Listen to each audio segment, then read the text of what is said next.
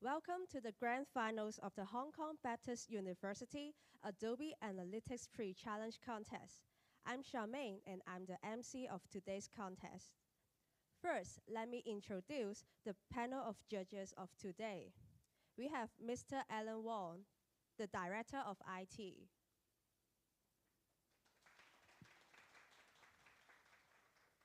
Dr. K.H. Jern, the founder of Data Farm Limited.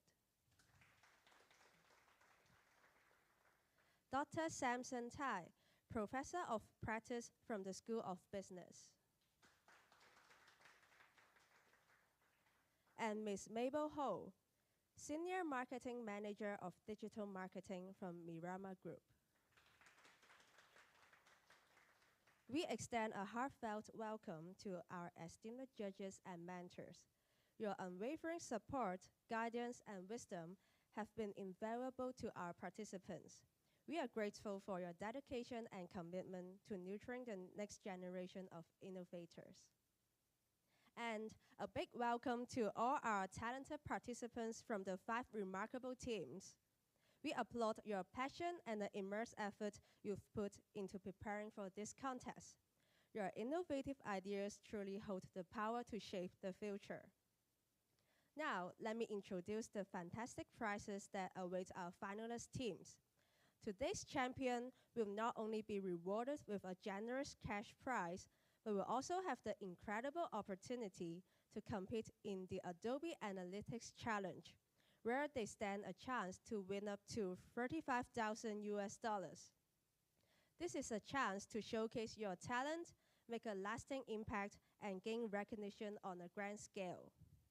Get ready to seize this remarkable opportunity and unleash your full potential in this competition. So, before diving into the presentation session, let me take a moment to share the timeline with you. Each team will have a designated time slot to showcase their project and captivate the audience. Each team will have 12 minutes for their main presentation. After that, you will have 3 minutes for a workspace walkthrough. And then we will have a 5-minute Q&A session that will be conducted in English. There will be a break between each presentation.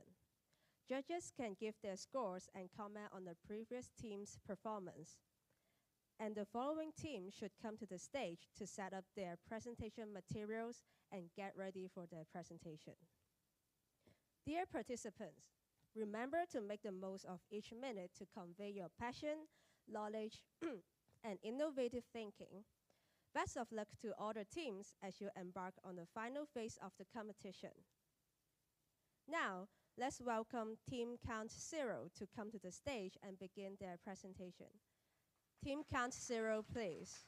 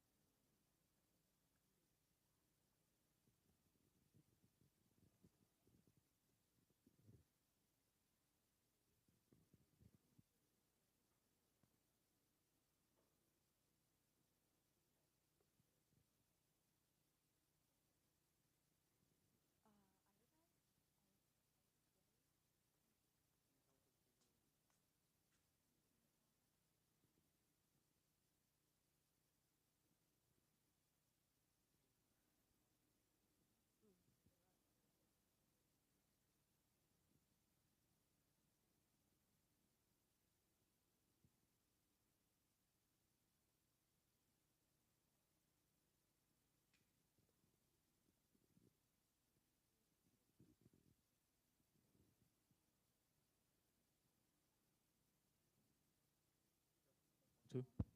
Test.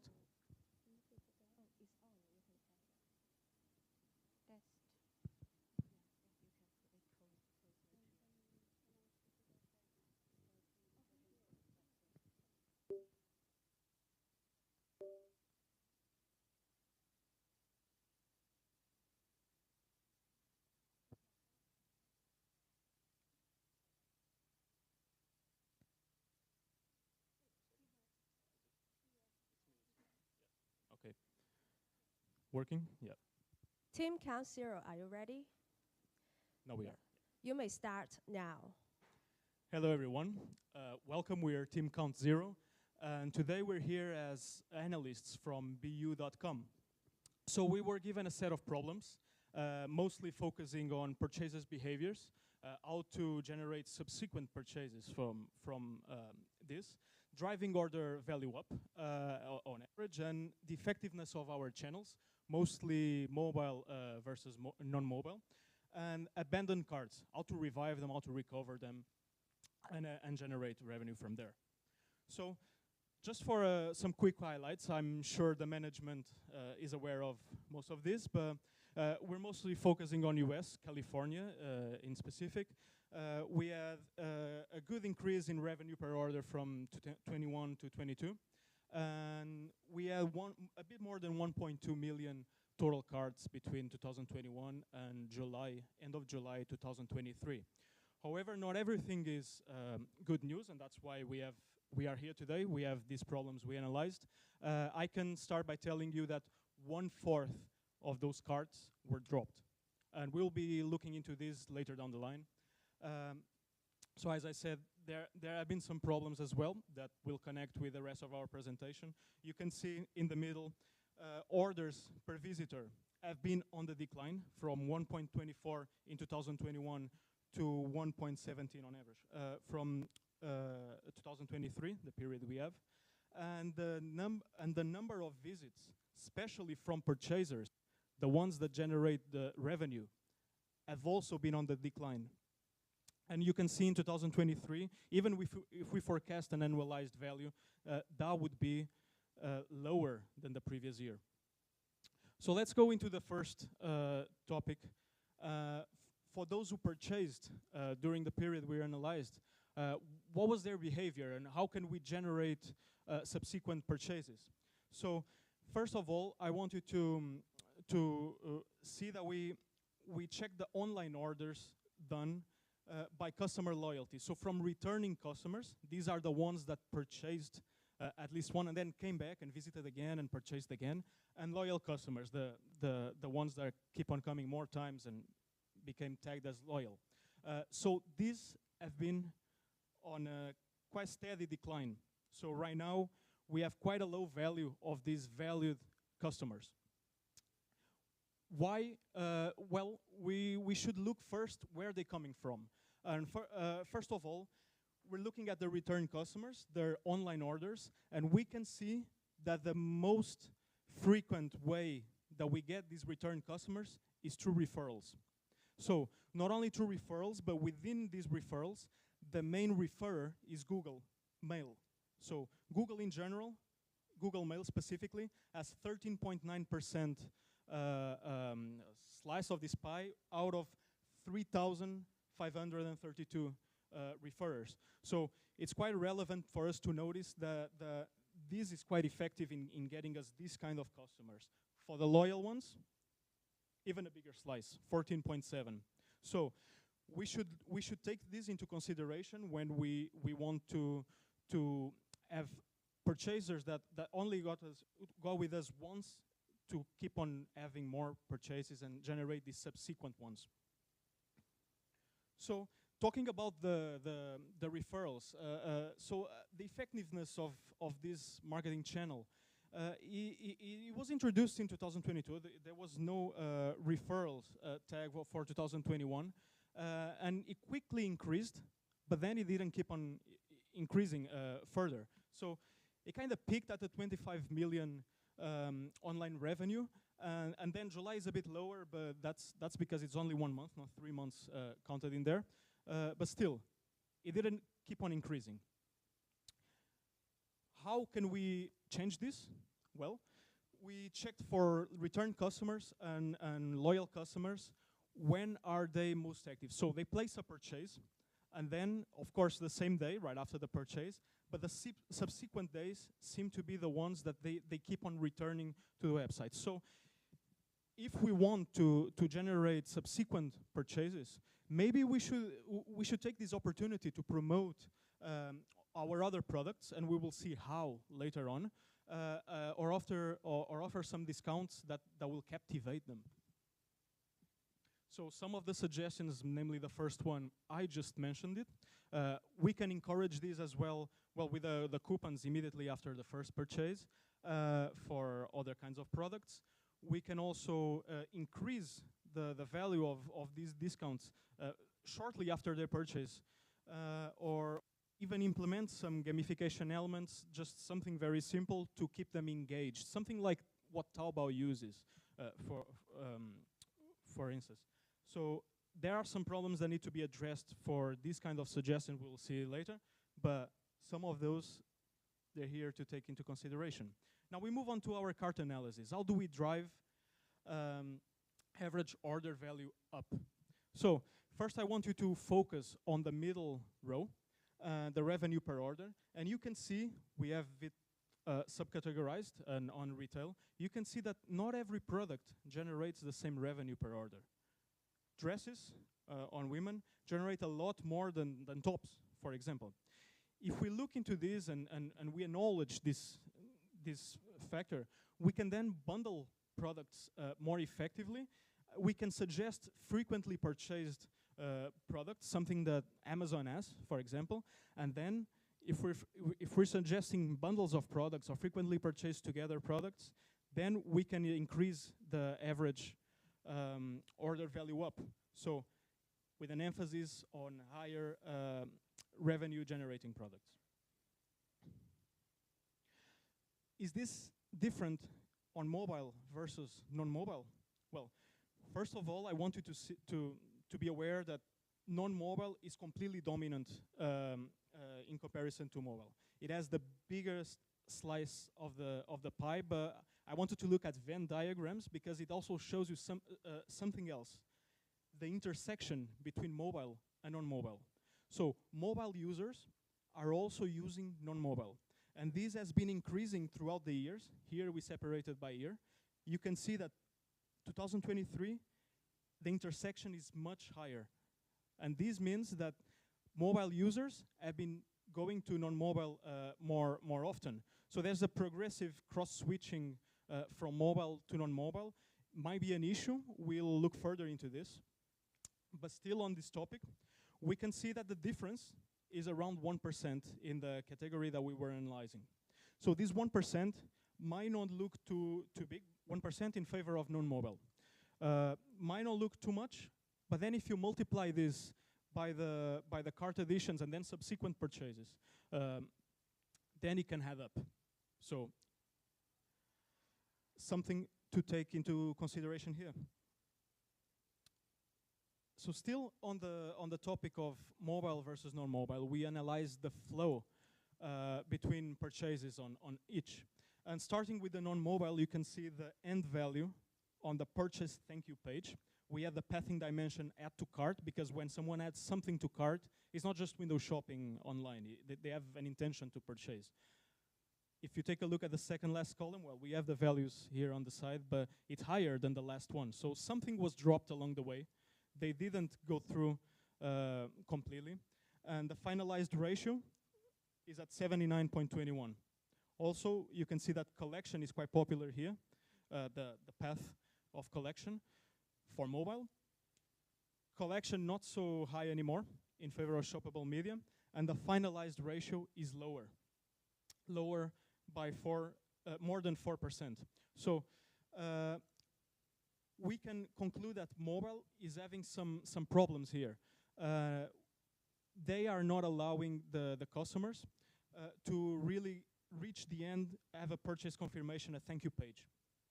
So what's happening here? Well, these abandoned carts, why are they being abandoned, and how can we revive them? We look into that as well. So for abandoned carts, and this for this year, we segmented it by first-time visits and return visits. If we look at the first-time visits on non-mobile devices, these are at 78.3%. But then on the return visits, once they experience our platforms once, and then they come back, it's at 82.3%, 4% difference. So it's vice versa. So mobile was at 21.7, it decreased 4%. So people used less mobile, and they were abandoning the cart more on this platform. So it's quite interesting, the result. There seems to be a 4% crossing from mobile to non-mobile. And the issue here might be that we are having too many crashes on the mobile especially.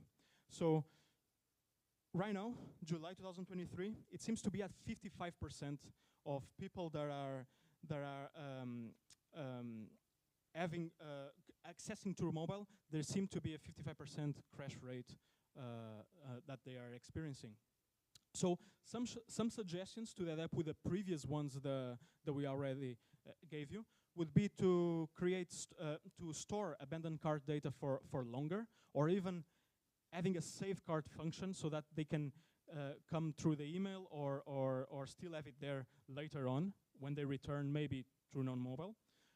Automate email reminders of these cards so that they won't be dropped that easily. Employing retargeting ads based on the items that were in the cart previously. And a big revamp of the mobile platform, especially the checkout process. There seems to be an issue here, and the IT team needs to be, well, looking into that. So these were all the suggestions we had for you. Thank you very much. Now, if you have any questions, free to ask them. Thank you. Team count 0. You can now move on to the workspace walkthrough. Right.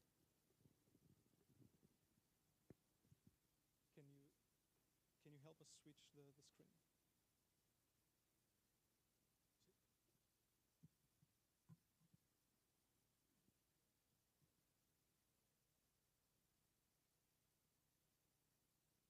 So as we're moving to the Adobe Analytics platform, is there anything in specific, based on our presentation, that you would like to see as demonstrating or including in here on our already made tables?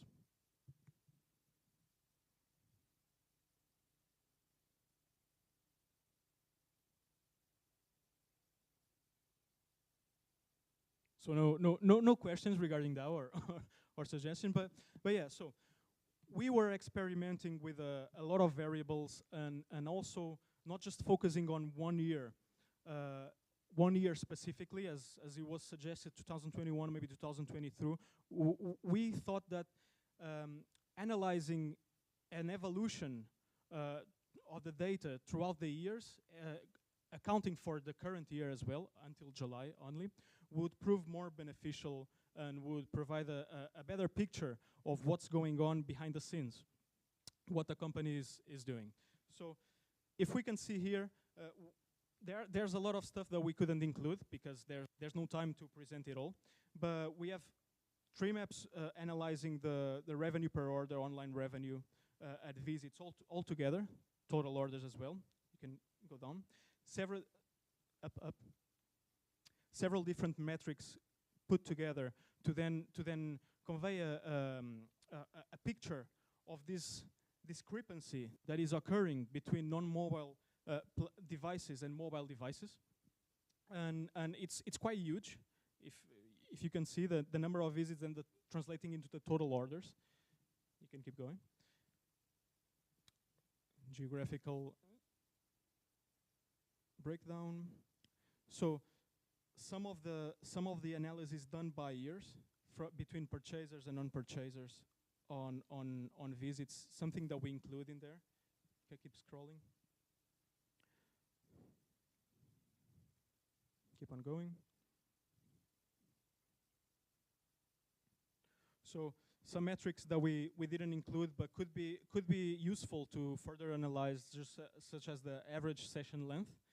There's no much weight when we compare them on these metrics, so we couldn't talk about everything, but it's something that for other types of questions that could be very useful, and there's data about this as well. The Venn diagrams that I've talked to you about, some segment comparison. So the purchases behavior, we have seen this with all the referrals, our marketing channel efficiency breakdown. Can keep going, we've seen those. return and loyal customers. Good. Thank you, Team Count Zero. And I think that's it. So Now is the These are all time for the Q&A tips from- section. Judges, All right. mentors, and other guests, please don't hesitate to ask questions to Team Count Zero.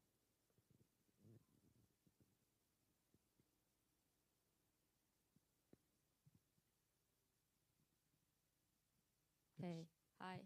So I think overall the presentation is very great, and all the analysis is quite logical, and the flow is very smooth. So, but I do have two questions to ask and see if you guys have any answer on this one. So I see on the brief that one of the questions is that how can we drive the average order value up? And from your analysis, I also see that you are saying that majority of the referral or the orders are coming from Gmail, right? Yes. So I would also suggest you guys to also look into the average order value from different sources. Could you switch? Could you switch to the? Yes. Area 3. Cart. Up. No, further up.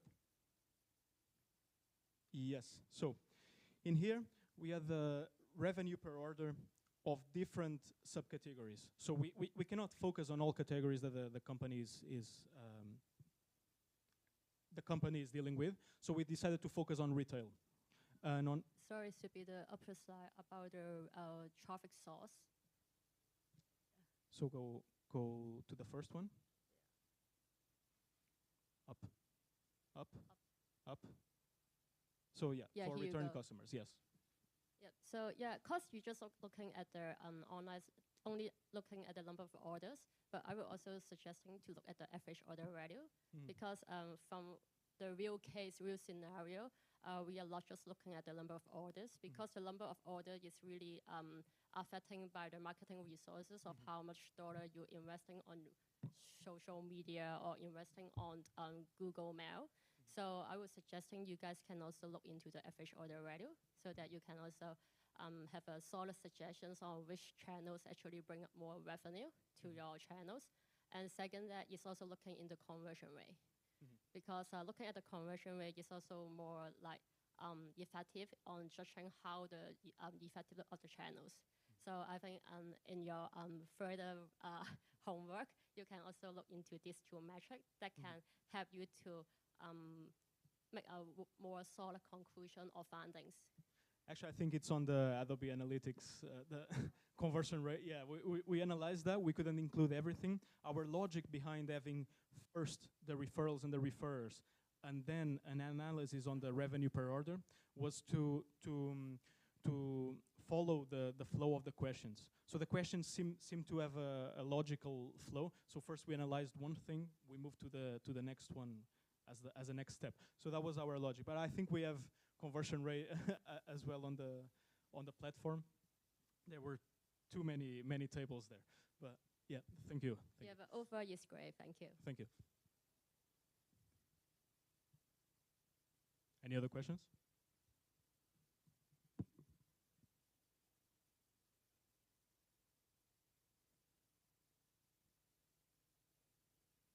I have a question because you have done analysis over the web and mobile behaviors.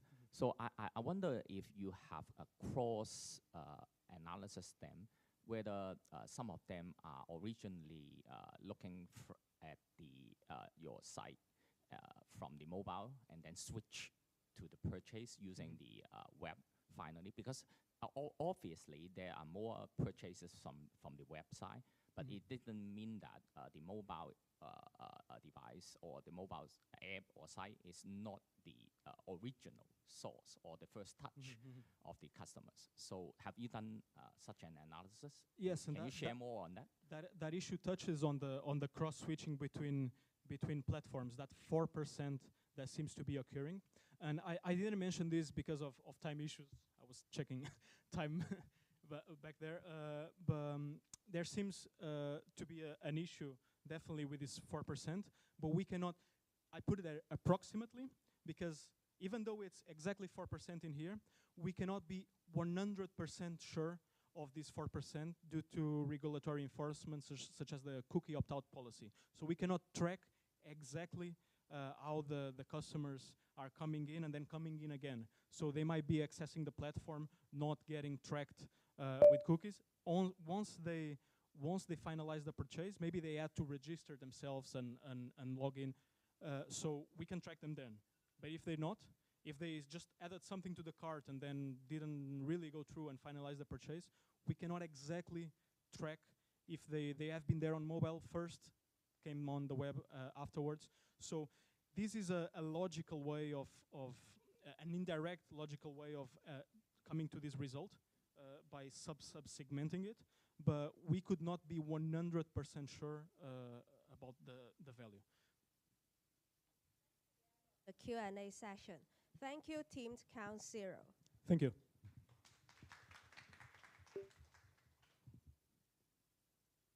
Now it's time for a short break. Judges, please fill in the score sheet and give comments to their performance. Team Eudaimonia Art Tech, please come to the stage to set up and get ready for a presentation.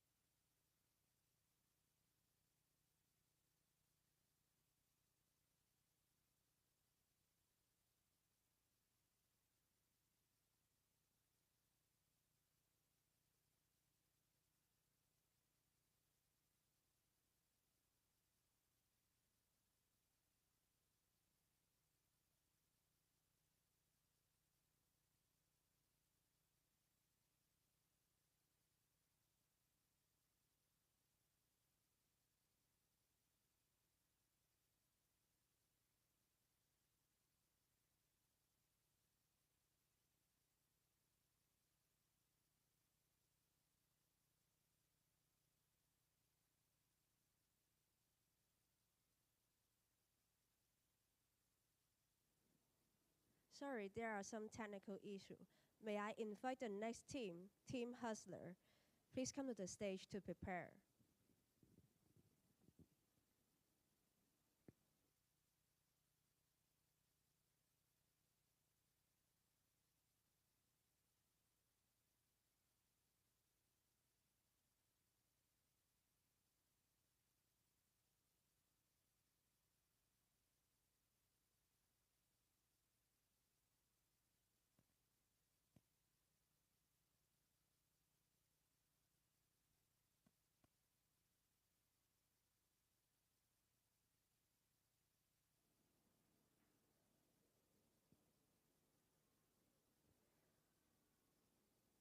Team Hustler, are you ready?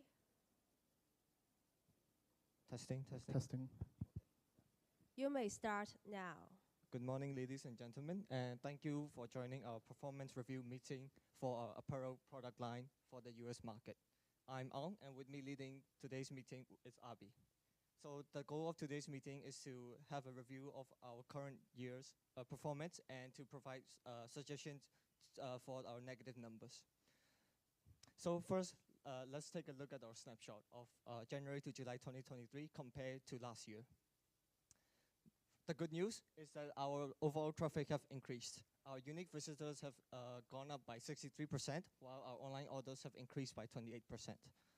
However, we're doing very poorly in 3 areas. And those are, first, the online orders of returning customers, which decreased by 45.2%. The revenue per order, the average revenue per order, which increased by 8.6%. And finally, the rate of abandoned cart, which increased by 45%. So in this meeting, we'll be focusing on these 3 main areas, and we'll be providing solutions to improve these negative numbers. So let us start with our return visit purchases. On this screen, you can see the marketing channel that led the first-time visitors and returning visitors to our website. And here we can see a huge, the leading marketing website is referrals. And we can see that this is by a mile the best and most effective marketing channel for both first-time visitors and returning visitors. And especially for attracting new customers, this is very effective because compared to 2022, where we only have around 45,000 first-time newcomers, this year we have more than 100,000 people through the referral marketing channel.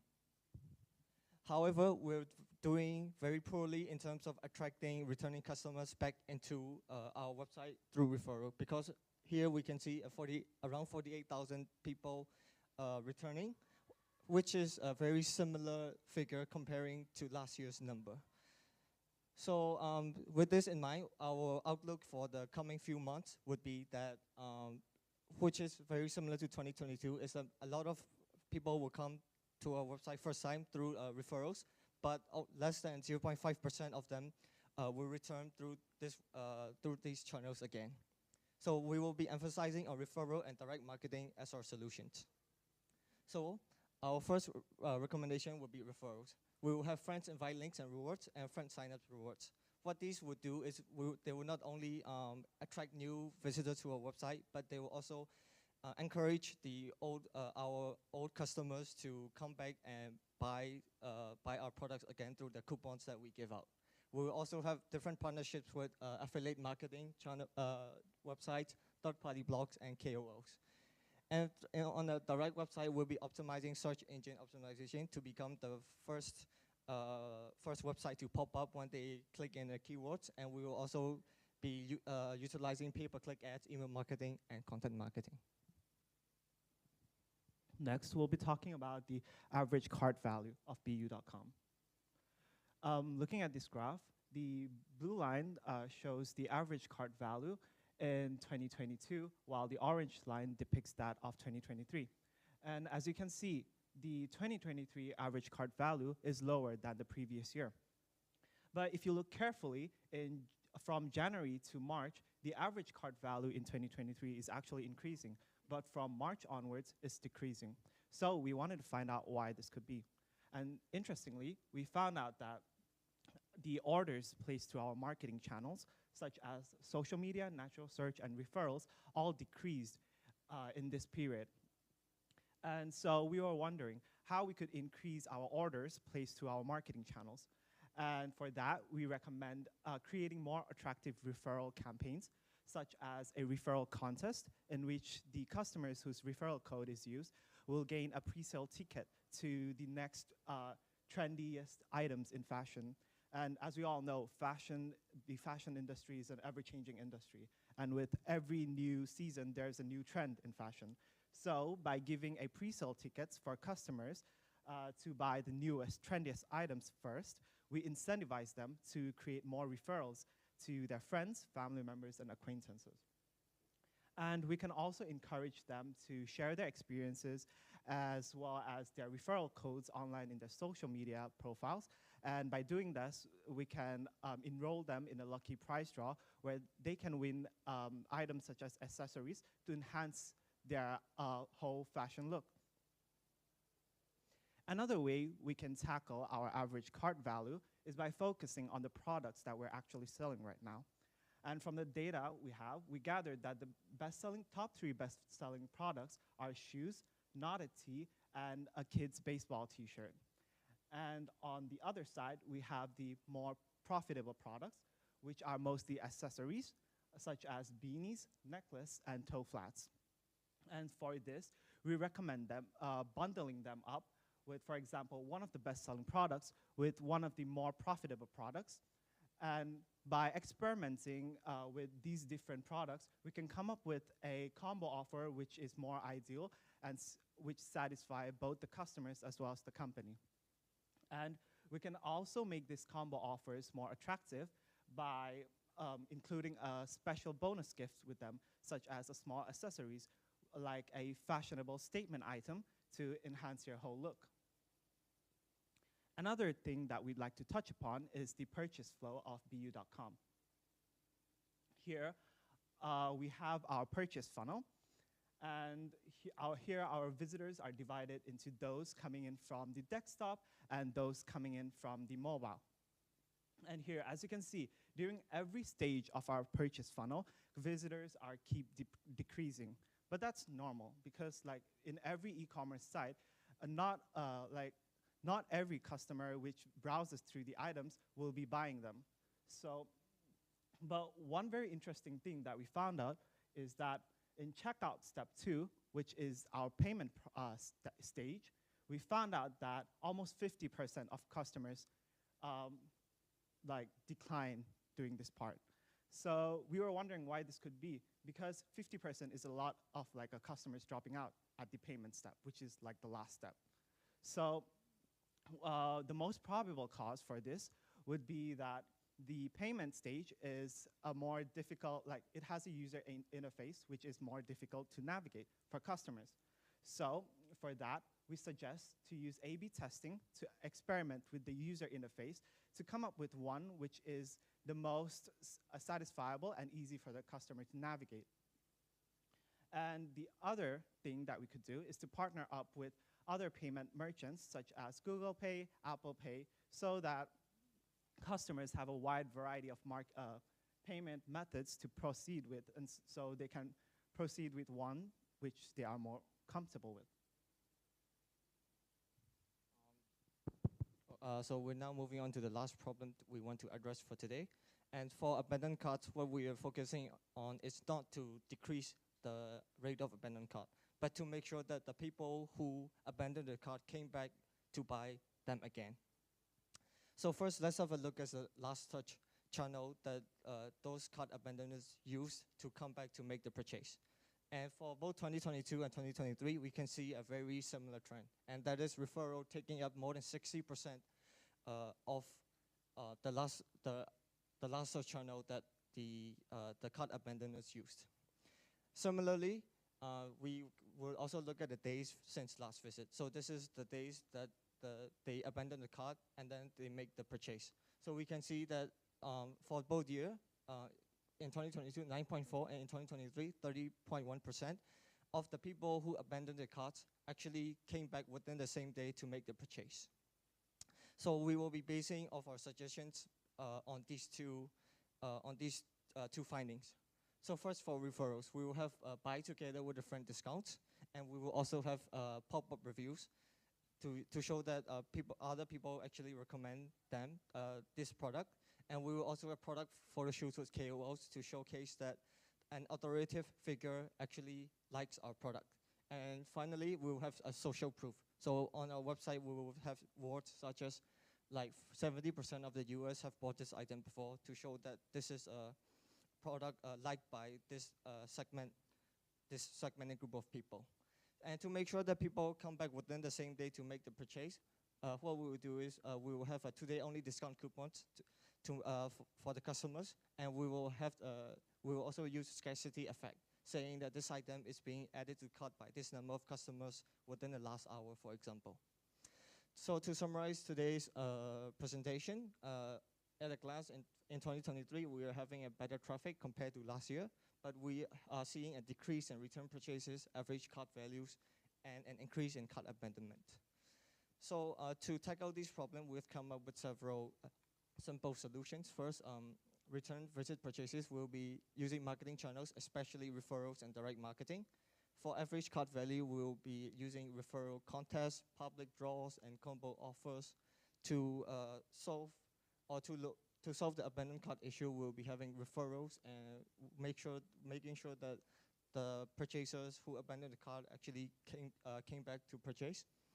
And to improve the overall user experience, we will use A/B testing to test out different user interfaces, and we'll be adding on more payment merchants so that more people will be able to come to our website. Yeah, that will be all for our presentation today. Thank you.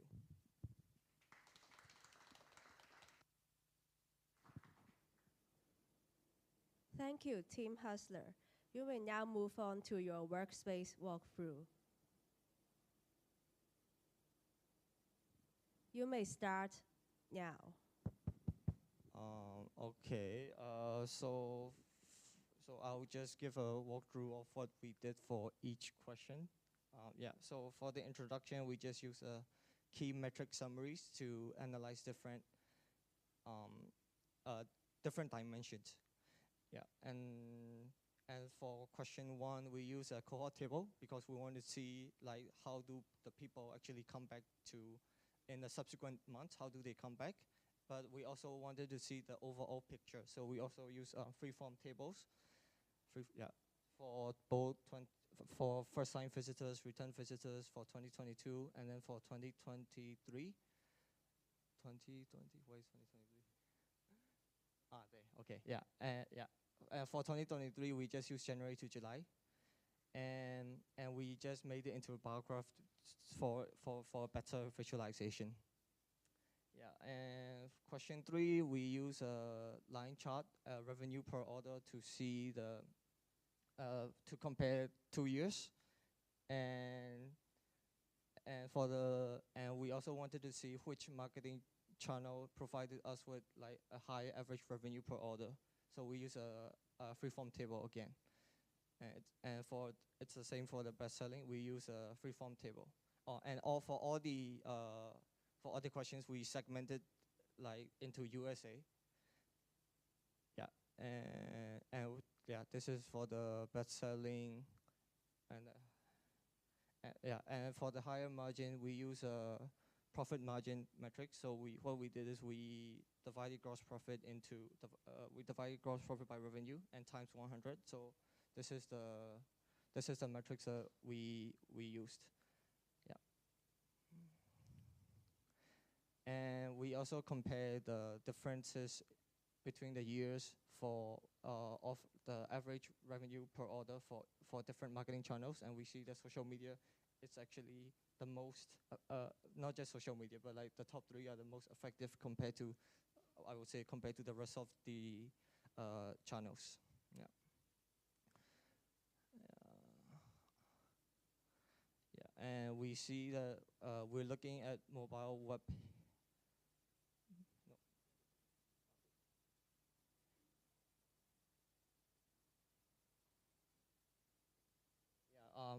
So for mobile and desktop, for mobile, we just focus on the mobile app because we can see that a majority of the people are coming from mobile app compared to mobile web. It's like, I think 70%. So we just compare mobile app versus desktop instead of mobile web as well. Yeah. And Team Hustler. Now it's time for a Q&A session. Judges, mentors, and all guests, you may now ask questions to Team Hustler's work. Yes. First, like congratulations with that very nice presentation and also the demonstration. I'm not quite sure whether I read your slide correctly. It seems to me that you're trying to compare, like for some of those problems that you have identified. Basically, you just compare the performance of like the past 6 months, like Jan or 7 months, Jan to July, compared with a year before, right? The same period. So I was thinking why you don't compare, like, say, the just past 6 months with instead of like comparing the same period from this year with last year versus like you compare that continuously, like starting with last July to say December and then Jan to June, say, for example, so that you can understand the differences, right? The trend, whether they're really increasing the number of repeat order or the average market basket size, whether it's decreasing or increasing, right? So it's rather funny that you compare like I mean this year's like Jan to June or July compared with the others. Is there any specific reason for that? So this is the first question. The second question is there any other kinds of data you would like to have, right?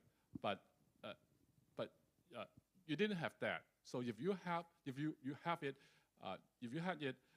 that would make your analysis more convincing, right? The result, right? And finally is considering the cost of the channel, right?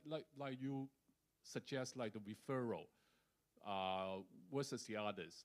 Like, have you considered like different channel, there might be different costs associated, right? That may affect your bottom line, right? So have you ever considered that? So why you come up with, oh, you should use referral rather than the others? Yeah, so for the first question was, why do we use January to July 2022 and then compare with 2022 the whole year, was I think. Actually, for some of the questions, most of the questions we just compared the same time period, so 7 months versus 7 months. So in a snapshot, it was like 7 months. But for some questions like social media. Monthly growth, because we are pretty interested in the monthly growth, right? How does that, like this one compare with last month, this quarter compare with last quarter, right? So we know whether we're improving, right, or not. Actually, we didn't really think of that. So, but we'll keep that in mind. But we actually didn't think of it because what we wanted to do was we just wanted to see the overall trend of what last year was, and then we wanted to see this year as well. And also because like we checked 2021 and 2022, and we can see like a very different very different answers. So what we wanted to do was we just wanted to see, because I think 2022 and 2023, they have like very similar. I wouldn't say like 100% similar, but like 60 or 70% similar answers when we try to like play around with the data. So we just looked at the like overview of 2022 data. Yeah. And the second question.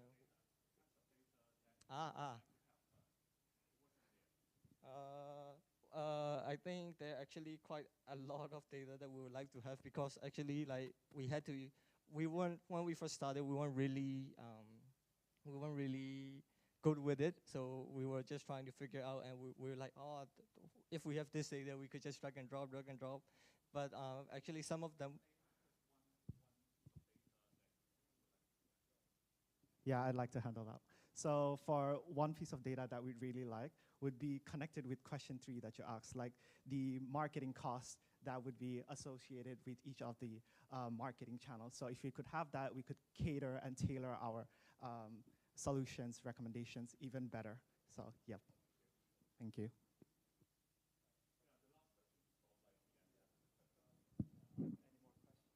Any more questions, please? Yep.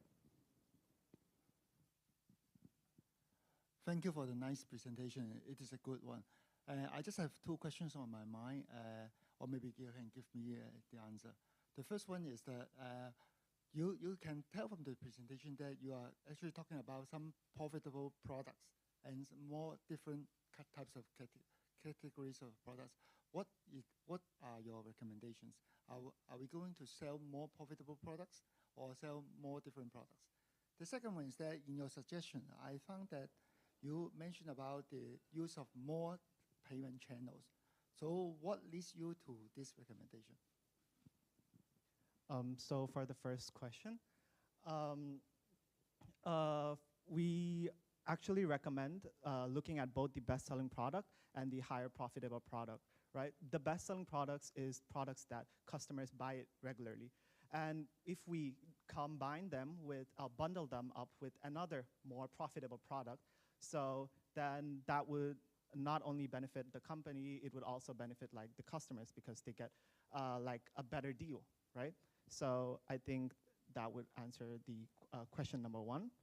And for question two, I'm sorry, could you repeat that? Because I was like looking at the alarm.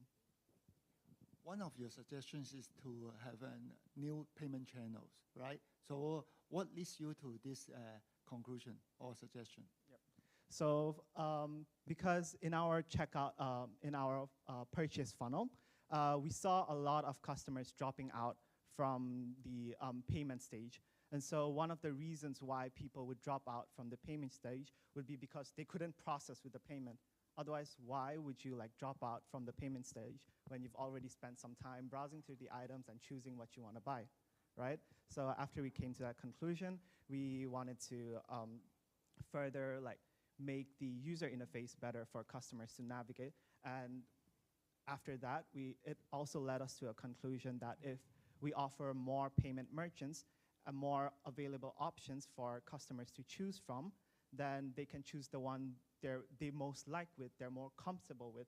Because, for example, if you're using credit cards, you have to input all the data again and again, unless you've saved it. Yeah. But if you're using Apple Pay or Google Pay, which you have already loaded in your computer, then you can just like use your fingertip to like scan, and then, yeah, it's done. So yeah, that was one of the reasons why we wanted to add that. To add on also, actually this is more of our speculation that like the payment method is a problem because we were planning to actually see which payment methods that that the company have in Adobe Analytics, but we didn't have the time because like we were actually rushing the day before, like on Thursday, so we were a bit rushing, so we wasn't able to find it. Yeah. You know how many payment channels that they have currently? Right now, no, because I don't think the data is there. So I think that would also include in what the previous judge asked. Like that would also be one of the data that we'd like to have to further tailor our recommendations. Because when you are mentioning about the union pays, it is a very seldomly used in the market. I think Mabel or other judges can comment on that. Right? Okay. So, Team Hustler. Now it's time for a short break. Judges, please fill in the score sheet and give comments to their performance. Team Udamonier Art Tech, please come to the stage and get ready for a presentation.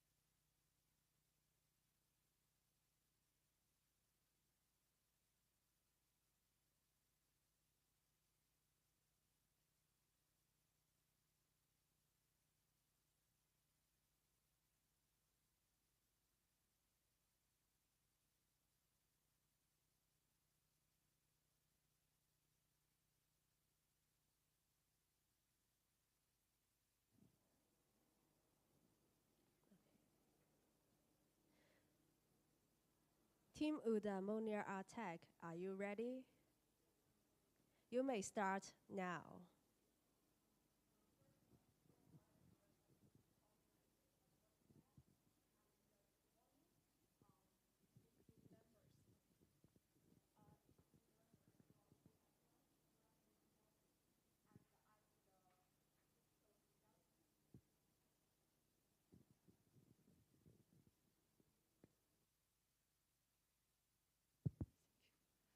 I'm the digital consultant with Adobe. Today, I'm so delighted to present a comprehensive and data-driven analysis to help you elevate the online engagement and revenue. And today we will go through the following. First, I will show you a snapshot of the analytics tool, analytics data, and then I will extract some actionable insights and propose some recommendation based on that. Before we delve into the data, I want to show you some of the introduction of the Build.com. Build.com is a global e-commerce website and is primarily accessible through the desktop and the mobile device. The current objective of Build.com is to enhance online shop engagement and increase revenue from the online orders. In terms of the method, we see the data from the last 53 full weeks, and the main analysis method we use is, first one, is segmentation analysis. We conduct the segmentation analysis to identify different segments and their behaviors. And we also perform some funnel analysis to understand the conversion process and to identify the areas for improvement.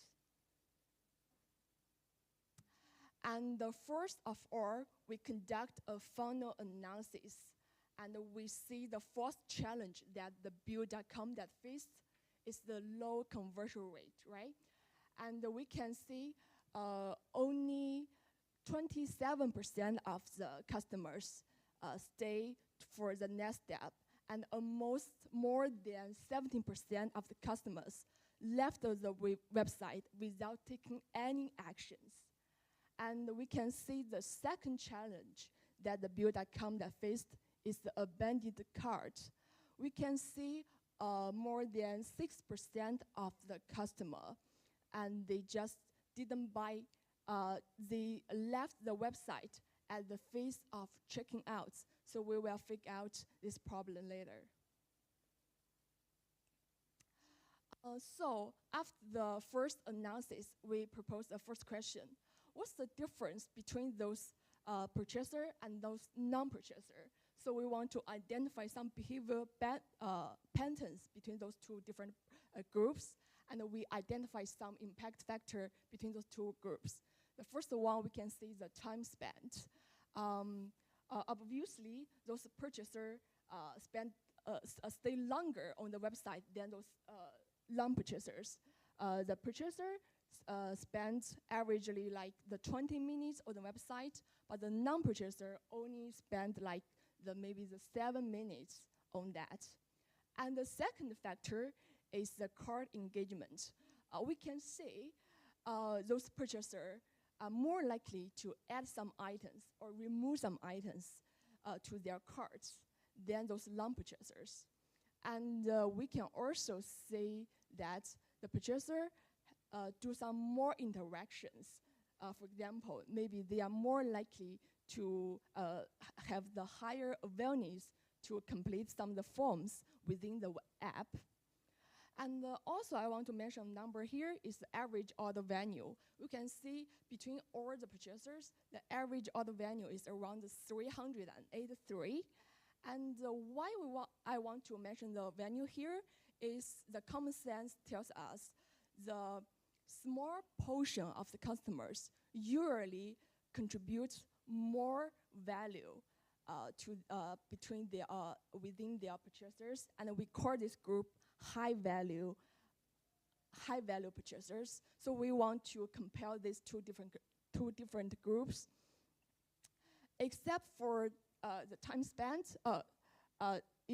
spent, and interaction we mentioned before, we can also see this group are more highly get impact by the discount, which means if I gave higher discount to those group, they may buy more for their order. And I also want to mention some this definition of the different group here. We can see the Adobe divides the customer into 3 categories. The first one is new customer, and another one is return customer, and another one is loyal customer. And in this group, they usually spend more than $541.6 for their order. So we want to focus on this group for our improvement.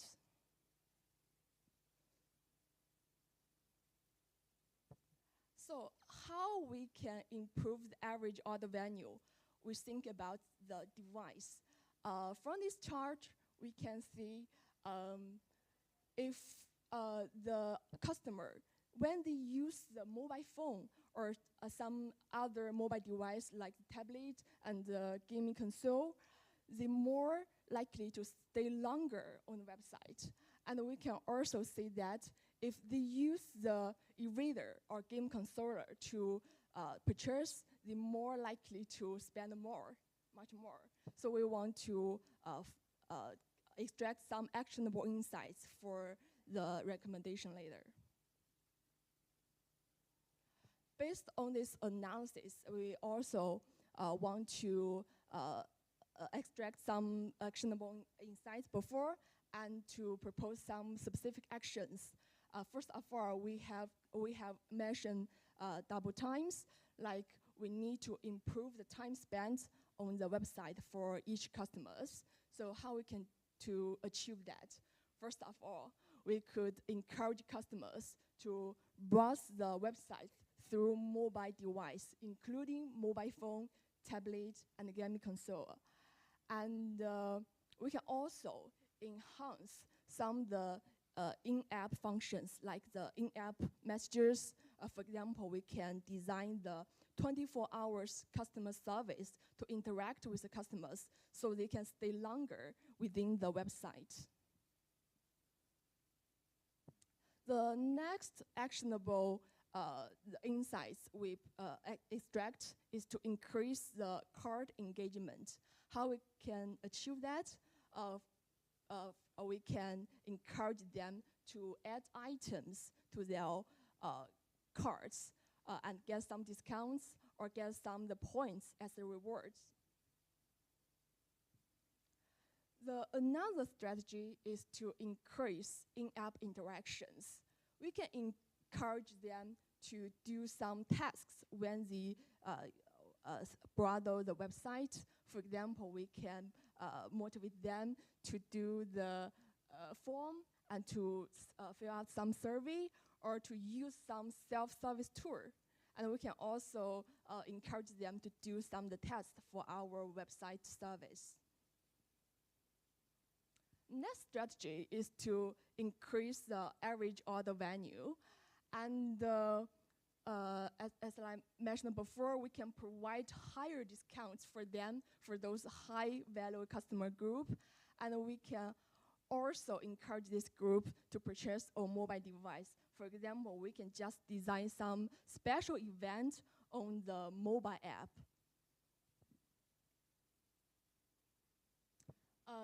At last, I want to just have a very quick summary of our strategies and specific actions.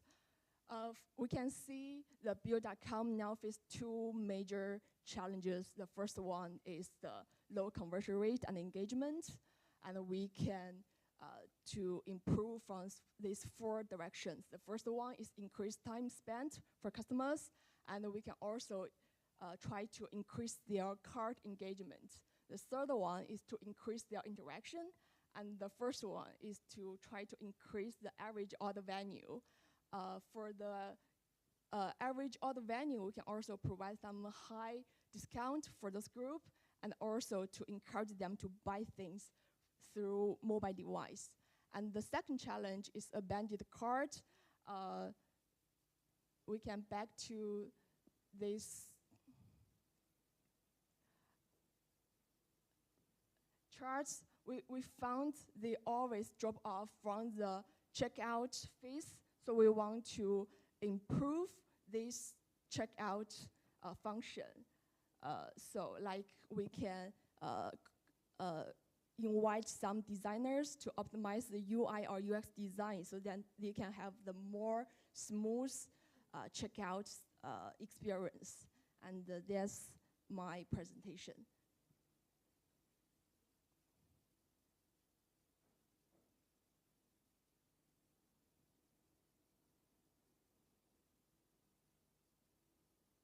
Thank you so much. You may now move on to the workspace walkthrough.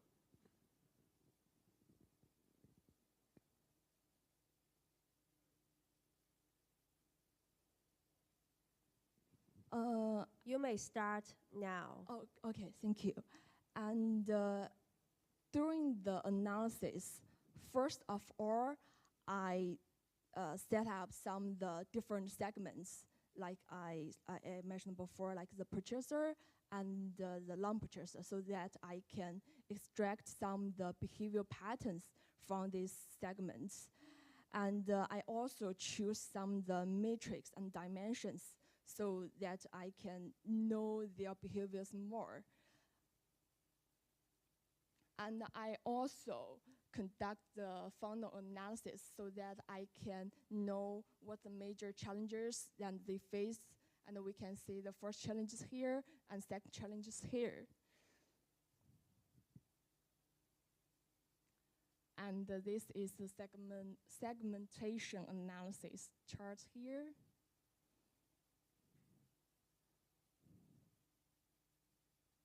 And this is the tree map for the customers.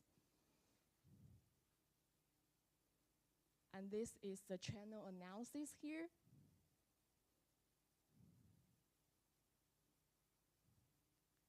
Yes, this is I combine all the different, I feel it's important for this presentation here, combine to them into this workspace. Thank you so much. It's time for a Q&A session now. Judges, mentors, and all guests, please don't hesitate to ask Team Uda Monir Artec about their work. Thank you for the presentation and thanks for the hard work. I do have two questions. So first of all, I saw the majority of the segment that you are using in the presentation is basically long customer and customer, right? Yeah. But to be very frank, I feel like there is more segment here like return customer, loyal customer. So may I know why you picked the comparison using the non-purchaser and purchaser? Is there any reason or, yeah? Yes, thank you for your question first. And because at first I want to divide those analysis into different phases. The first one, I want to know the two big groups, the buy one and not buy one. And later I analysis into the buy group, purchaser group. This one, I divided them, I analysis their patterns according to their order value. So I just want to divide this analysis into the different phases. So I also conduct the more specific analysis in the high value customers part. And I'm sure that's the segmentation analysis is what you want to focus, right? So just my suggestion. So thanks for your answer first. So just my suggestions, to be very frank, I don't see much insight in comparing the non-purchaser versus purchaser because they're like one of our goal in this project is to increase the retention and also average order value. So from the analytical point of view, I felt like measuring the like new customer, return customer, or loyal customer, and then analysis based on there will be more meaningful. So that's my suggestions. But yeah, I think your overall thinking process is also valid, but just my suggestions so that you can, based on the purchaser, to come up with more actionable insight.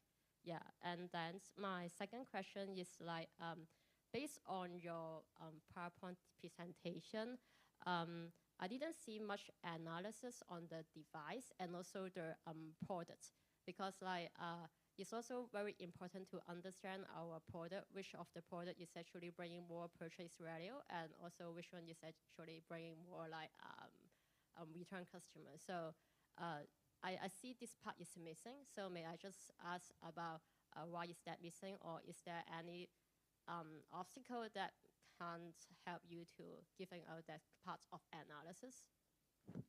Yes, thank you for your suggestion. It's very inspiring.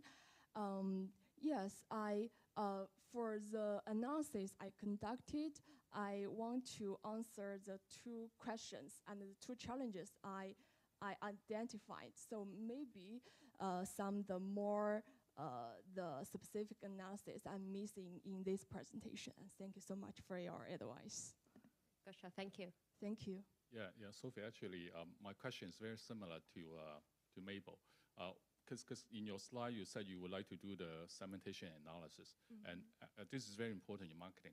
So by doing the segmentation analysis, you sort of understand like why customer buy, what they buy, how they buy, when they buy, right? Yes. So you got to segment them from those, segment your customer in a perspective that you can answer. So after those segmentation, okay, you can answer these kinds of questions, right? Yeah. So you just look at like purchaser and non-purchaser, right? It's so hard to answer these kinds of questions. Like every marketer would like to know.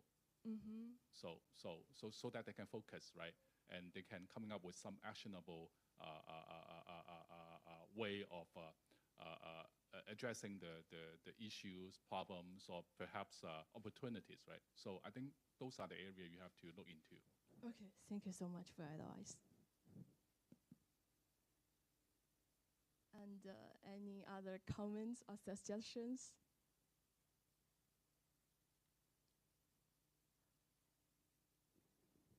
Thank you, Team Udan, Nomir, Tech. So that's the end of your presentation. So okay, thank you so much. It's time for a short break now. Judges, please fill in the score sheet and give comments to the team. Team No Money So Lonely, please come to the stage and get ready for a presentation.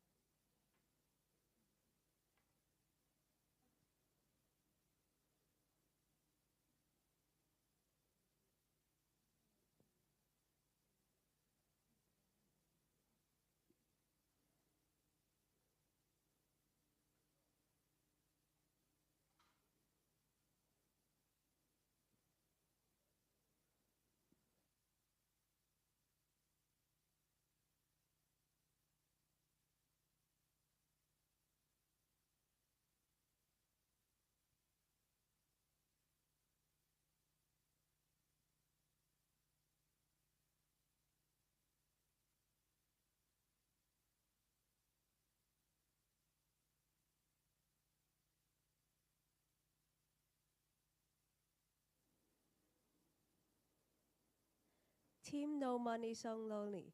Are you ready now? Yeah. So You may start now. So good morning, ladies and gentlemen. This is Team Low Money So Lonely. And so today we're focusing our company, BU.com. So I'm Adelaide, and she's Jolie, and Chiffon is at the back. So before our presentation, we have to gain a better understanding of our company. So actually, BU.com is a B2C e-commerce website with customers all over the world, and it sells multitudes of products like tops and bottoms, etc. And it is very convenient as it can be accessed through website and mobile phone. So throughout the analysis, we tend to increase revenue generated from online transaction by discovering innovative insight and possible solutions and solve the existing problem. For example, the abandoned cart problem. So before presenting our data analysis, we have to know the decision process of the customer. So recognize their need and information search are the most critical step for their customer journey. So this is our some insight for our presentation. Our team has discovered that people will add their cart items to cart before their next time purchase. So simply speaking, cart addition has two implications. First, consumer may save items and buy it at loss, which is the most ideal for our company and would generate profit for our company. So second, a consumer may forget their cart and eventually create a abandoned cart problem. Therefore, we have thought of two recommendations based on these two insights. The first one would be providing discount by using an exceed intent pop-up, and it will appear when the visitor tend to leave our page. We hope that it can retain our customer. Also, cross-selling is our second strategy. As we said that our company mainly sells some garments like shoes, tops, and bottoms, and we would like to invite our customer to share their outfit ideas and insight like the picture on the right, So, and also we can put some product items to direct our potential customer to the related product page. So another interesting insight is that a customer who provide some positive feedback after their initial purchase are more likely to become the repeat buyer. And this group of customers possesses a higher level of brand loyalty and becomes our brand ambassadors. However, one point to consider, how can we motivate them to leave a product review, accept the outstanding product quality, and can anyone suggest some good ideas? Suggestion? Okay, it's all right. So by collecting positive feedback, it can enhance the brand credibility and the product reliability. So how about the negative feedback? So will it damage our brand reputation? Like people always criticize that the transportation time is too long. So maybe we can try to look into it more positively and find the way out, and it can create more opportunity to our company. So let's move on to the second part of our presentation, solve the abandoned cart problem. And the problem is significant and urgent, and you can see that the total number of abandoned carts last year is 50 million, and it was already a huge financial loss to our company. And in order to solve the problem, we have to understand our customer first, and we will delve into two parts. Like the first one will be the preferable channels, and the second one as there's some background information. And in terms of the channels, referral, direct, and social media are the top 3 channels that can drive them back. And for demographics and geographic, our target audience is actually mainly young actors like Gen Z in the United States. And a survey that conducted last year by Morning Consult found that 54% of Gen Zers said that they spend at least 4 hours daily on social media, and 38% of population, even more, spend more time than it, showing that they cannot live without social media. And furthermore, data from Statista suggests that almost 80% of Gen Zers have bought something they saw on social media. Hence, we should utilize the opportunity. Our first suggestion is to collaborate with the KOLs, and we can ask them to put the referral code on their videos, and customer can use that code to enjoy the discount. And it is also prevalent that people always forget their card. Therefore, we should be mindful and remind them by sending them some personalized abandoned cart email. And this is one of the email example that's made by our group. And this customer has left his or her shoes at the cart, and we may send an email to remind them. And when the customer click into the Keep Shopping button, they will be directed to our website. So also we have to figure out the most common reason for shopping cart abandonment. There are no discount or promo code to use, unexpected shipping costs, and unsatisfactory product quality. And with this in mind, we will recommend our company to do some PR unboxing, and we can send the most abandoned product item to those KOLs and invite them to try them on. Hence, the audience can directly look into the product items, and such a word of mouth marketing may be effective to the process. And also, according to the study conducted last year, there is a positive relationship between free shipping and impulsive behavior. Therefore, if our brand set higher bars for free shipping, people may buy a lot more to get the discount. And in the following, I will pass to Joey to present the rest of the presentation. So, as we can see that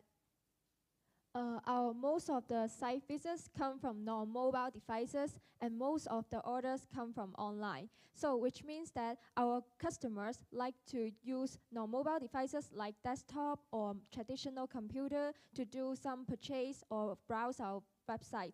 And other words, is that our customers don't like to use mobile phone or app to do some purchase or visit our website. So why is this happening? Presumably, this is the difference between mobile phone and computers.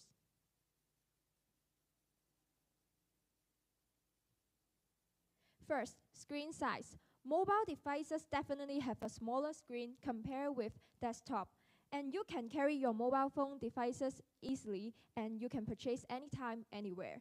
And besides, you can use your mobile phone without any input devices like mouse or keyboards, and you just need to have a finger.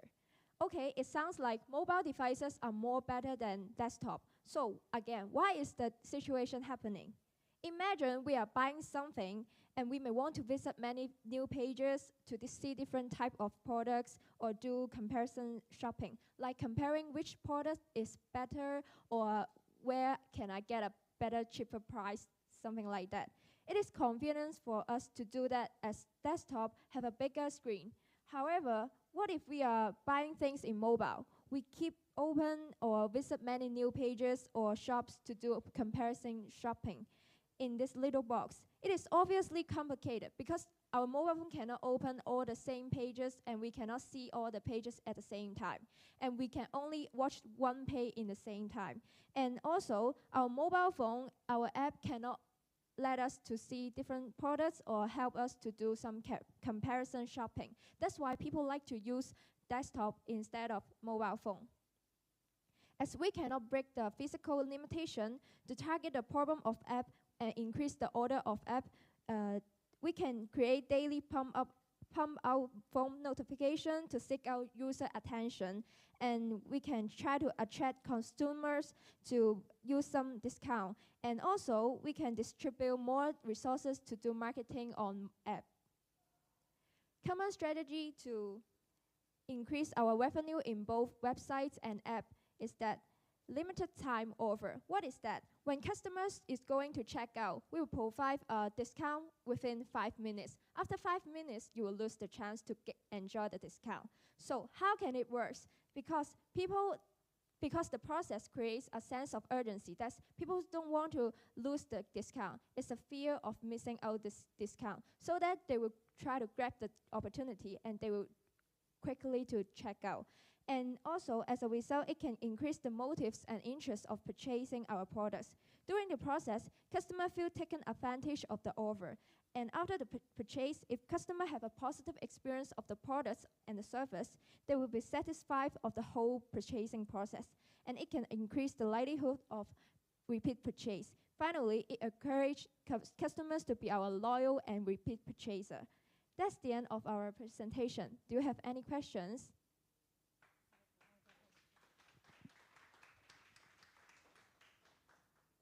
Team No Money So Lonely. You may now move on to the workspace walkthrough.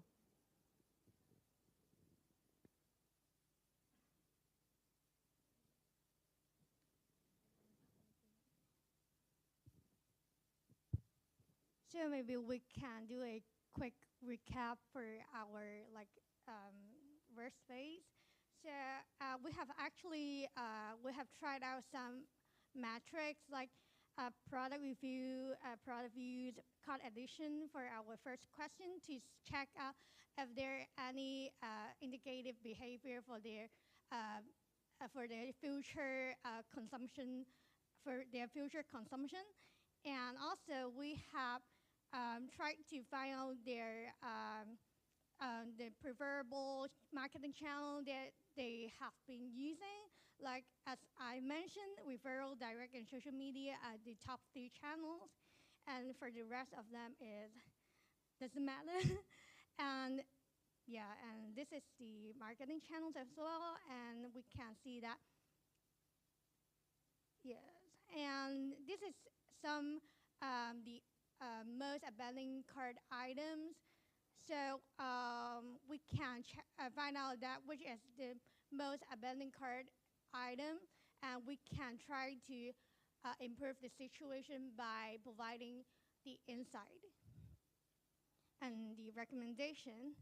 And maybe Julie can share her part to you guys. Yes, and I have done some website and app comparison to show that our orders come from online and our customers come from the website. And this is our comparison. And you can see that the difference is quite obvious, yes. Yeah, and that's the end of our demonstration. Thank you. Thank you, Team No Money So Lonely. It's time for a Q&A session now. Judges, mentors, and all guests, please feel free to ask questions to them.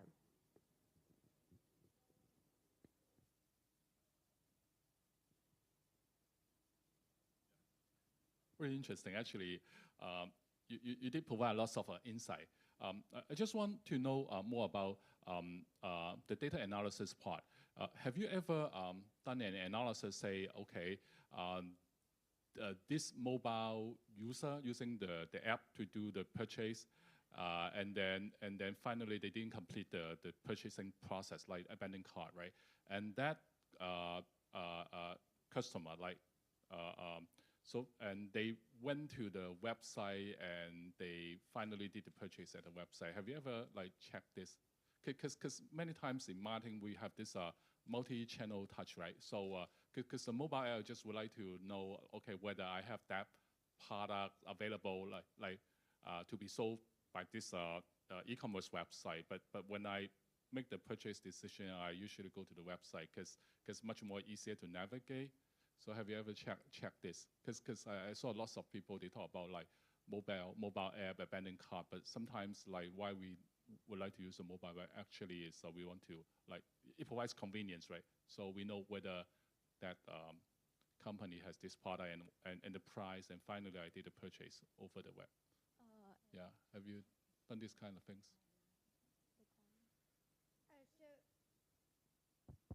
So testing. So actually, our group has done some research on that, but because we cannot find the possible reason from the database, so we have done a lot of research that that listed online, like the reason why people will stay in the web page, and it is presented by Joey, and also we have tried to figure out the reasons why people do not like to use the mobile phone app for this, for this page. So we have also recommend some suggestions to improve our app, because for our Gen Zer like us, we think that actually mobile phone is actually more convenient for buying the product. So we would like our company to also improve this situation to increase the revenue as well. The abandoned cart, by product, you have this the list, right? Yes. So how does that compare mobile and the web? Are they the same, like the order? No. No, for the cart item, they're the same because they didn't, from the database, they didn't have to, like for online order, and for the website, it's only have the one group of the abandoned cart. Yeah, I think it should be the a accumulation of the both website and the app. Yes. Yeah, because if you have that, the breakdown, that would help you guys to understand a bit more insight why. Yes, it will be more specific, and Yeah. we can have more tailor-made recommendation for that. But the database didn't provide for us, so we cannot do unfortunately, it. Yes. we cannot do it.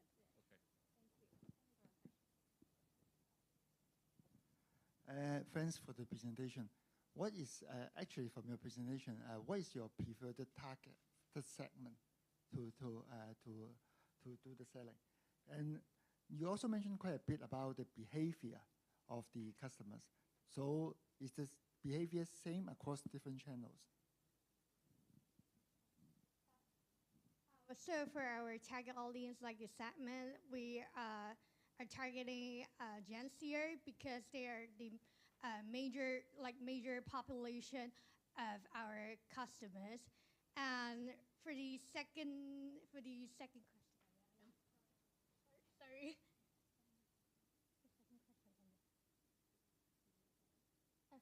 So sorry. Can I ask about your second question? Can you repeat again? Sorry. I'm just saying that you mentioned about quite a bit of your pages about Yes. the behavior. Is the behavior that you mentioned, is it the same phenomenon across different channels? Yes, across different channels, because this is a customer journey for every one of us. So the buying behavior, the dropout rate, the abandon rate, and so on and so forth. For the specific this segment, they are not the same, but we just only want to focus the most two behavior indicators.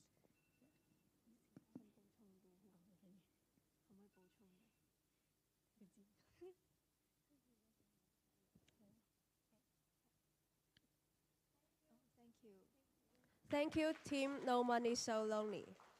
Now it's time for a break before the last presentation of today. Team Stellaro, please come to the stage and get ready for a presentation.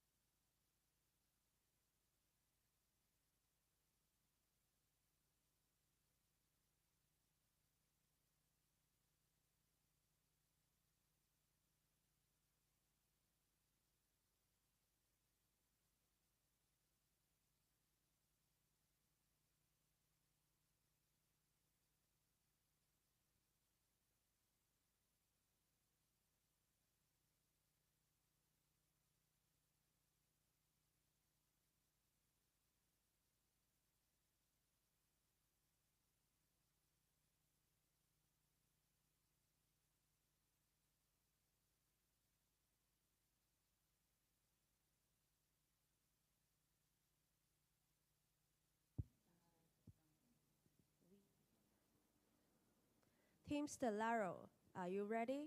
Yes, we're ready. You may start now. Good morning, judges. We're Team Stellaro. I'm Charmaine, and here is my partner, Lana. So here at BU.com, we are the analysts, and we help do a few things. So our key objectives is to increase revenue, increase engagement on a website, and also try to revive carts. And what we do is that we analyze the US market mostly, because it is our largest market, and we decide to analyze this data so our strategy would fit the largest market. And the period we studied is 2022 for the whole year. We decided to do that because we think that it can capture and also let us understand the changes in the trend over a year period. So you can see this key two numbers here. We have a lot of visitors in US alone, 3.5 million, but the actual orders in US is less than roughly 10%, which lead us to some questions that we're gonna answer today. So to answer some of the questions, we decided to analyze our customers first, because if we understand the type of customers we're dealing with, then we can be able to suggest improvements that will fit our target. To understand our customers for the first instance, we decided to analyze our demographics, focusing mostly on people who made a first purchase and came back to make a subsequent purchase.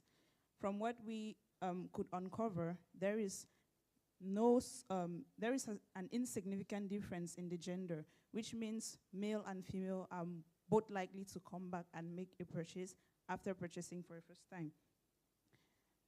We decided to also analyze the age to understand what age group we should target in our promotions. When we analyze the age, we noticed that there is actually quite the same number of orders for all age groups. But if you look closely after number 7, you notice that the age kind of changes a little bit, which suggests that most of our customers are younger, mainly 18 to 24 years old. Therefore, in our analysis, we decided that we can also focus our ads and our suggestions on this age group. Moving forward, we want to understand what type of customers are coming back, and we want to understand how they come back. We decided to analyze new customers versus return customers. New customers have made 1 purchase, and return customers have made 2. From this analysis, we can see that for all customer types, the main marketing channel is the referral. Then it's more effective, but we also notice that most people do not come back to the website, do not come back to make a purchase. After this, we want to understand also what marketing channel works. So we noticed that it is the referral, as I have mentioned earlier, with about 60% of online orders. And it is 4.3 times a better performer than the second marketing channel, which is social media. Next, by focusing just on the return customers, who are those who actually came back, we want to understand that what works best for them is actually mailing sites. So we have referrals, but the top referrals are mailing sites. And we decided that based on this, we can improve our website by sending customized emails to our first-time purchasers so that they come back to the website. And we have to make our emails more interactive by putting call to action buttons. Next, we also decided to analyze the second best marketing channel, which is social media. And our insights suggest that only the most performing social media platforms are Facebook and YouTube with the paid ads. Based on this, we also know that the younger generation are more likely to go on social media. So we suggest that we make ads on Facebook and YouTube targeting the age range 18 to 25. And next, we're trying to see how we can drive the average order value up. And what we did is that we analyzed the product performance. First, we take a look at the online orders and revenue and find out the products that has the highest online orders and highest online revenue. So these are the top products. But then we see that actually the product that drives the highest revenue per order are completely different, which means that highest online revenue does not mean the highest revenue per order. And we actually see the product that creates the highest revenue per order ranks number 91 in online revenue. So what's the problem? How do we actually increase the average order value? In the order, we notice that there has to be a few things, like it has to be high value items, product that drives a higher revenue per order, and ideally there should be multiple items in units. And to address that, we suggest to do product bundling. For example, we can identify products that complement each other and include high value item in the package deals that we promote. Also, we can provide discounts for multiple units added in the cart. Next on, we think that we can utilize more promotions on high value items. While we're already doing a lot of marketing on the highest selling product, which means it's effective, we can also utilize marketing on product that drives the highest revenue per order. We see that's only 177 instances on this product alone. And to answer like another question, the online revenue differs from different platforms, mobile and versus desktop. We find that like most of the orders are from desktop. And then desktop users drive a higher revenue. What we take a look as well is how much time they spent on mobile and also on desktop. And we find that the less time visitor actually spent on a page, the more likely they're going to make a purchase.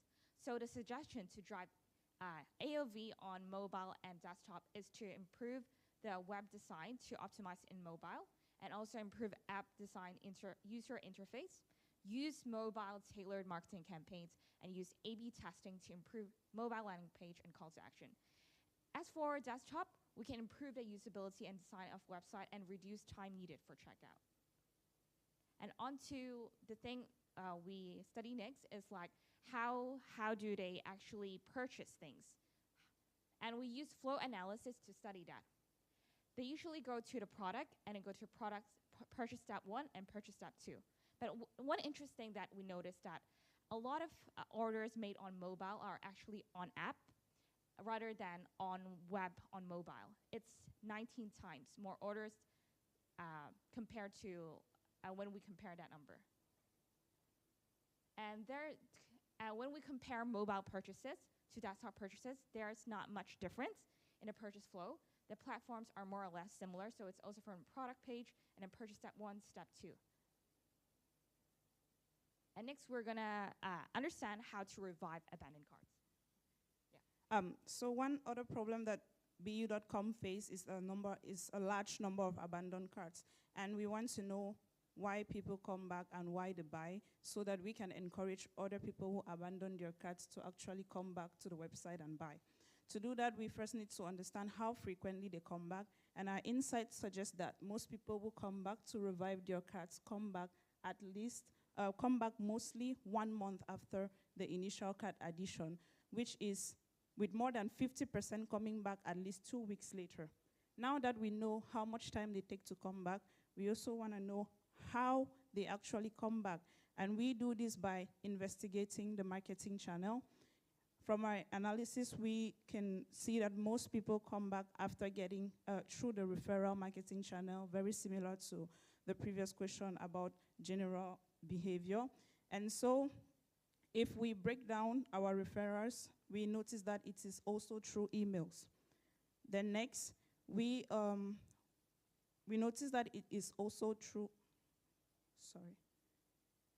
we notice that they also come back through emails, very similar to the first time. If we decide to look at the patterns of purchase, like how actually they purchase, we can notice that from all visitors, they go out to the checkout first step, but when they go to the second step, we notice that 65% of people fall out at the second step, which suggests that there might be a problem at the second step of purchase. Based on these two insights, we decide that we can ameliorate our marketing. Considering the return frequency of more than 1 month, we decide to send emails to people that abandon carts at least 2 weeks after they abandon the carts. Then based on the design of our website, noticing that many people fall out at the second step of the purchase, we decide to improve the UX design to simplify the checkout purchase, because it might indicate that maybe it is too complicated to continue the checking out. Then the last thing we want to talk about is like general solutions. We've answered all these questions, but we want to know what is the takeaway. So the takeaway from our analysis is that to answer these key objectives, first, to improve engagement, we need to improve the mobile web design. So because like mobile is obviously more accessible, we want to encourage purchase to be made on mobile rather than desktop, which drives around 80% of the revenue. And also optimize page loading times for mobile devices.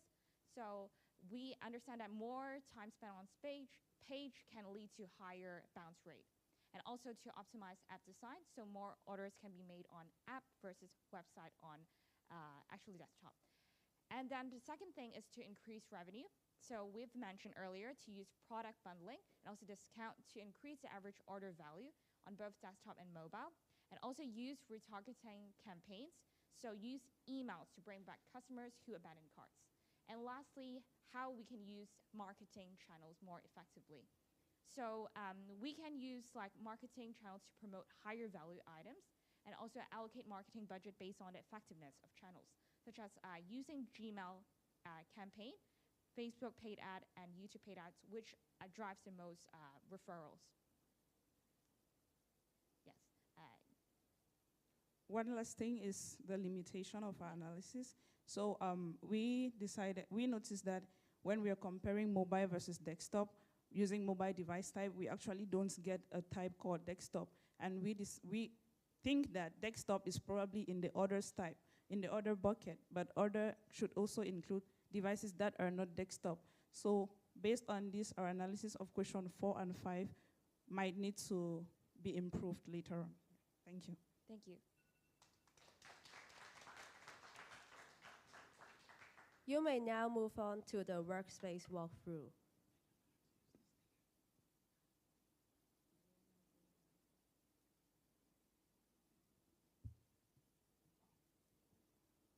You may start now. So a brief overview of our workspace. We used a map to show which part actually has the highest revenue. Then moving forward, we use key metric summary to show our total number of visitors and our total number of online visits. Then for each question, we decided to analyze the customer demographics for question 1 and the marketing channels as well.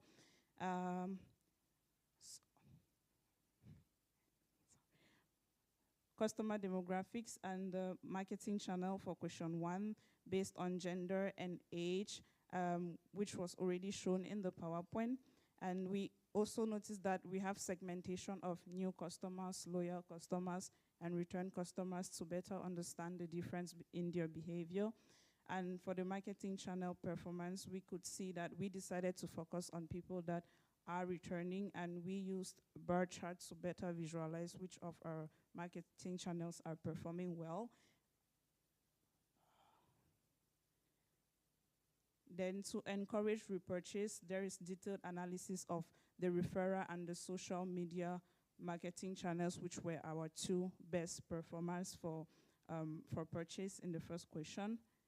And to the third question about our products.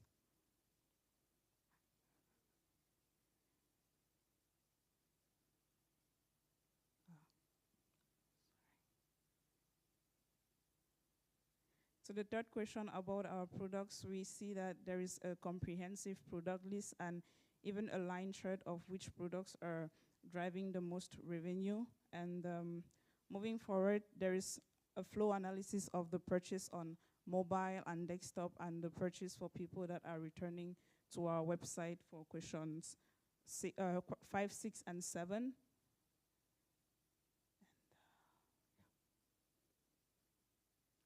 So yeah. Basically, this is what we did for our analysis.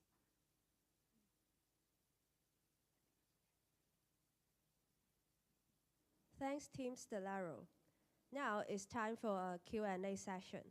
Judges, mentors, and all guests, Please feel free to ask questions about Team Stellaro's work.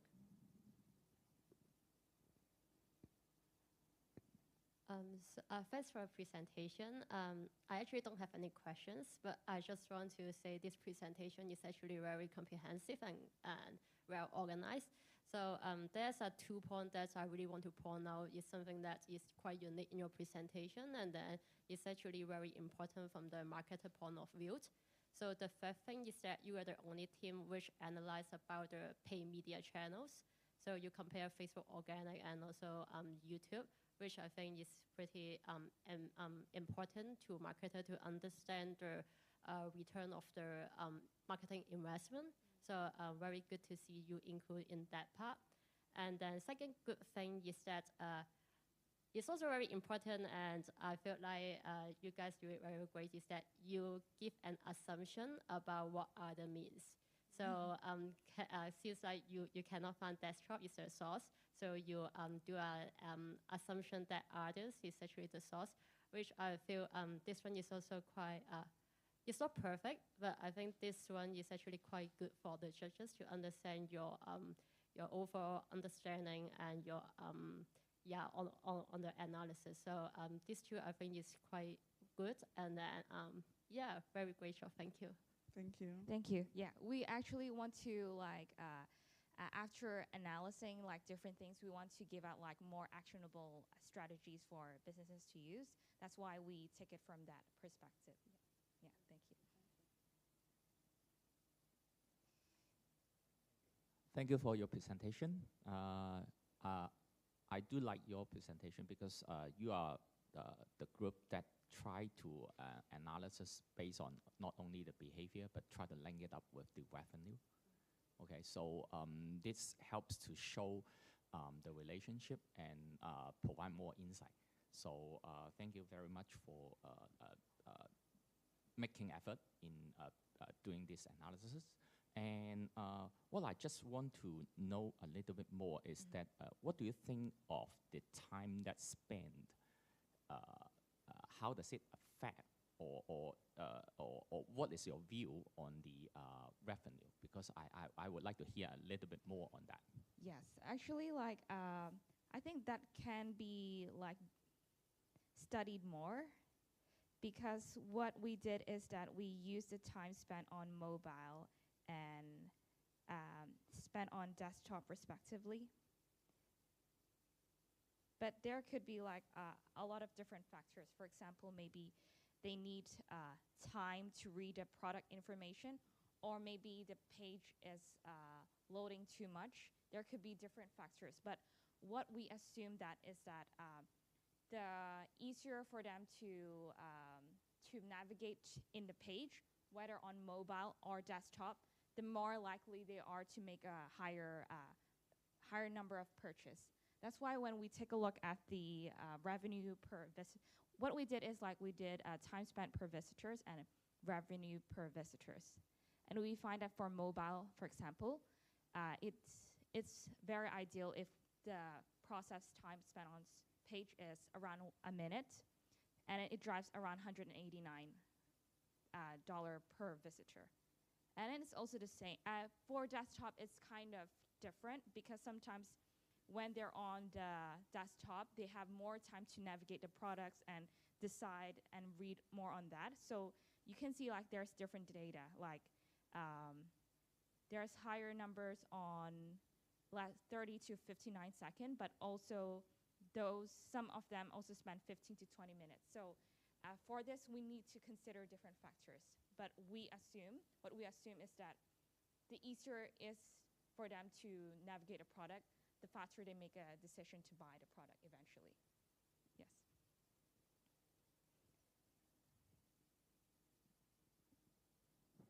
Testing. Yeah, thanks for your presentation and great content. I also have questions. In fact, it is not just for you, and also for different teams, because you guys have mentioned Gmail is performing channels. So in a sense that, and you also, many of your teams also mentioned about first-time visitor versus return visitors. So imagine email channel is is a channels that you are converting or driving traffic from your existing customers, because you have their email address and then you send promotion to them, right? So is there any thoughts that you are doing better for your existing customer or return visitors versus your new visitors?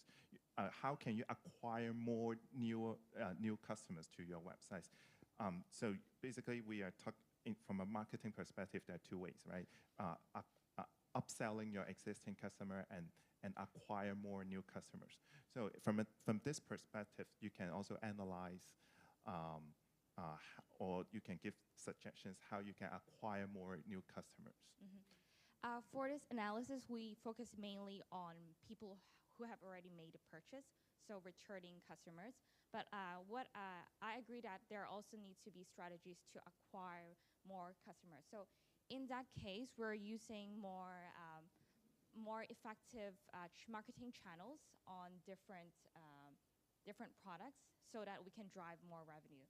And apart from like marketing, email marketing campaign to acquire to get attention of old customers, we can also use Facebook ads and also YouTube ads to target those new customers. Like for example, there are some keywords they search for in Facebook or YouTube, then we're gonna use maybe cookies to target those people who are interested in our products.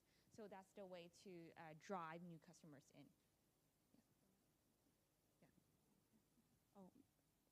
Thank you for your question. We also thought about that, and in our insight, in the first part, we actually analyzed like new customers versus return customers, and we noticed that emails and social media work for everyone. So even if someone is not yet a customer, running ads on YouTube and Facebook, as my colleague has mentioned, is going to attract more visitors to our website eventually. We didn't visualize the not a customers because it wasn't relevant to our analysis, but we also noticed there is that trend of using email and social media even for people that come to the website but don't end up buying something. Yeah. Thank you, Team Stellaro. Thank you.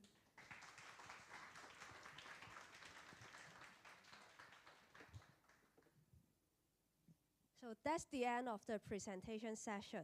We will now have a 10-minute break. So everyone, please come back to your seat after this break.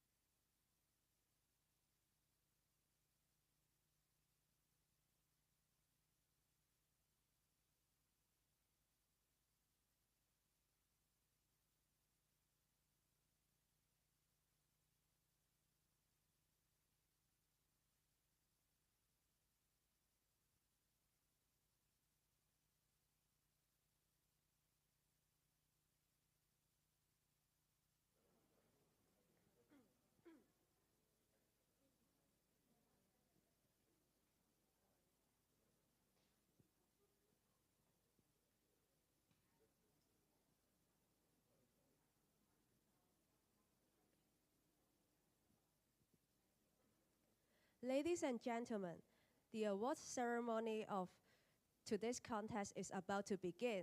Please return to your seat.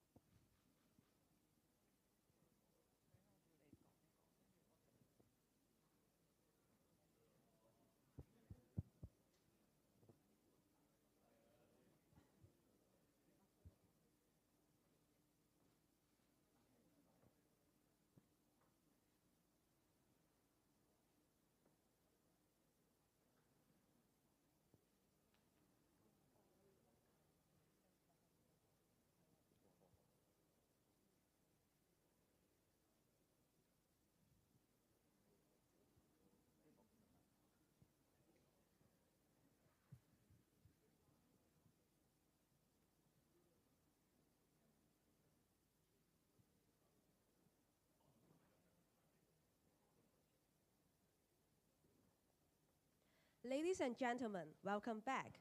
What an incredible session of presentations we've had. Let's take a moment to give a big round of applause to all the teams.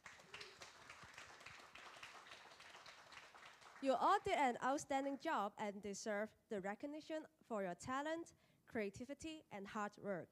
Well done, everyone. It's time for a brief intermission before we reveal the winners of the contest. I would like to introduce Max from Adobe, who will shed some light on the Global Adobe Analytics Challenge.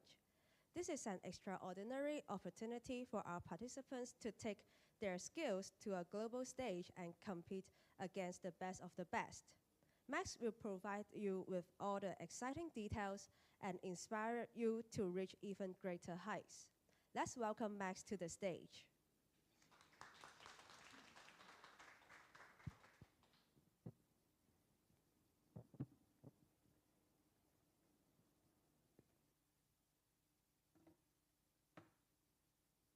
Yep. Hello, everyone. This is Max from Adobe. I'm the senior solution consultant of Digital Experience Business Unit in Adobe. So thank you for joining this competition, and I'm really amazed by your performance and all the presentation, because we see all your efforts that you put on the presentation and the time that you spend on the tool, because at the end of the day, the output of today's presentation is translated by all your efforts to understand the business and also understand the tool, which is not easy, because it takes, in the market, marketers take years to learn about the tool and also find insight. So it is really incredible. So I think your ambition and enthusiasm is not limited to this stage, and also the dummy data that we share to you on for this pre-challenge contest. So in fact, this is just a teaser of the global competition, what we call Adobe Analytics Challenge 2023. So this challenge has been running for over, I think, 10 years. That we have lots of students from all over the world joining this program. And this we will be using the real data from our customers. I mean the Adobe Analytics customers. So once you join this program, you will be asking the real data from our enterprise customers. In the past, we have Hilton sharing their data to the teams to and let you to analyze their data and present back to them your insights that you found. And we have Nike, Disney, and also T-Mobile and Sony PlayStation joining our challenge to be the sponsor to share their data to you. So I encourage you guys to join this program. And it is not necessary to be your team today to join this program. You can form different teams. Potentially, you can work out more synergy or more spots. So for this program, we have, so you see these are the partners that we work out in the past few years. And for the teams that win as a champion, you will be receiving 35,000 as a team. And for this first runner-up, you will be earning 14,000 USD. And this is only one of the incentive. More importantly, because you will be rewarded through this challenge and experience, you will be receiving a lot of credits from our partners and also our judges or mentors. So, for example, today we have panels from Mabel, a panel from Mirror Group. We have different companies like Merkle, who they are actually hiring talents from the universities. So this is also a good opportunity and platform for you to find a good job. So for the detailed timeline and also detailed information, you can look around the website. And for the final group, for the final teams, I think the final five or final six, will be sending you to our headquarters, San Jose, US, to present your work to our panels and also the customers. We haven't announced this year's partner, but probably it will be probably the largest customers that we have. And the data is not just about the digital data that you are using today. Today you are using Adobe Analytics, which focus on digital data. And in this real challenge, you will be using what we call customer journey analytics, which combines the offline and online data. So the data or the analysis dimensions will be much granular than what you are seeing or what you are analyzing today. So this is a really great opportunity to you to expose yourself into a real marketing world and give insights to the executive of the large enterprises. So, feel free to join this program, and we strongly recommend you and see you in the competition. Thank you.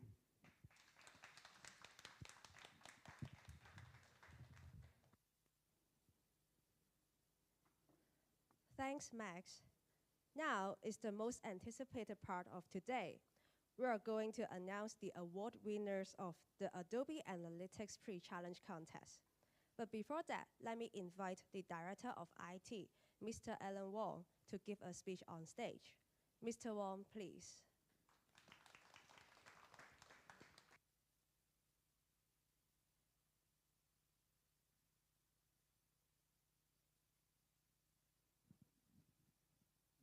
Good afternoon, everyone. It is my privilege to deliver a closing remarks on the event today. I must say it is an amazing event, filled with innovation, creativity, and passion. It is really amazing that you guys just spent 4 weeks and learned a lot during this journey, and from nothing to what you present today. So you must be very proud of your work. And I think throughout the journey, not just you know how to use the Adobe Analytics, you also learn how to do some business problems analysis, how to do the storytelling, and also doing the presentation. So first of all, I would actually like to express my heartfelt appreciation to all of the students who attended this event. And you all demonstrated your talents, your dedication, and passion in actually working along this journey. And of course, I need to express my sincere thanks to all of the mentors who coach our students throughout and helping them to analyze the business problems and also guiding them throughout the journey on actually doing the presentation, doing the fact findings, doing all the recommendations. And of course, I need to thank my esteemed judges, Mabel, Samson, and Dr. Jan. In that you devote your time and effort in making this event a success. And your commitment to our students in nurturing them is really appreciated. And finally, I would also like to thank Adobe for the continuous support and all those people who helped in this event to make this event a success. So you all did a very great job. So let's give a big hands to all of you.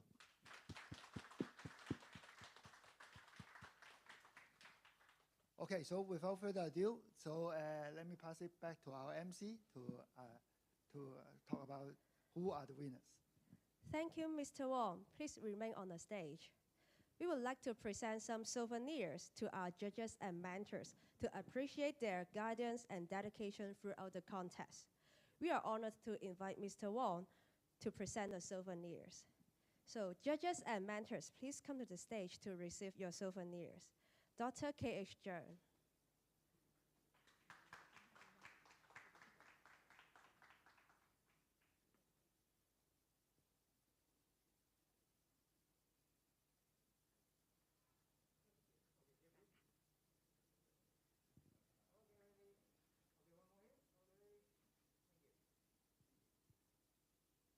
Dr. Samson Tai.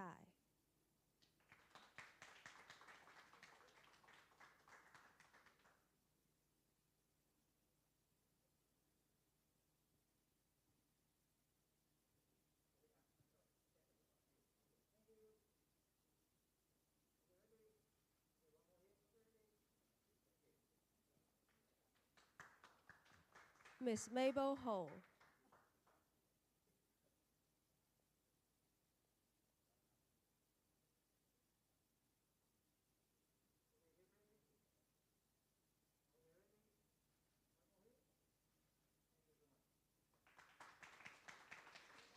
Mentors, please also come to the stage to receive your souvenirs. Mr. Leo Lau.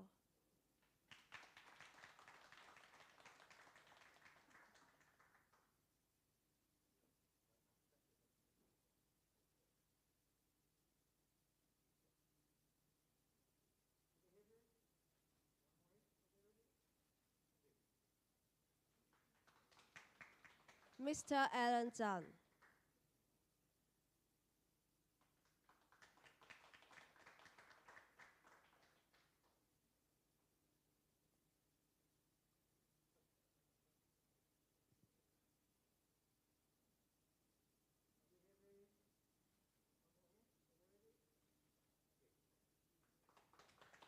And Mr. Michael Lee.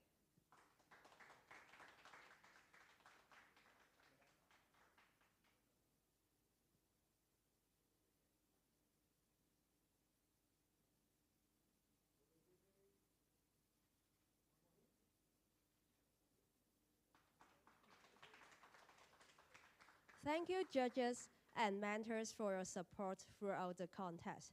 Mr. Wong, please remain on the stage. Now it's time to unveil the champion team of the Adobe Analytics pre-challenge contest.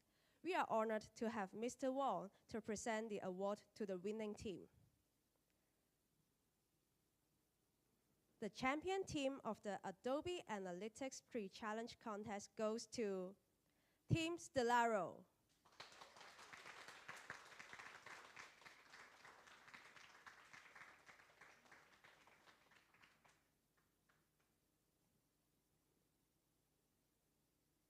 Congratulations! The team will receive a Hong Kong dollar 3,000 cash prize sponsored by Data Farm.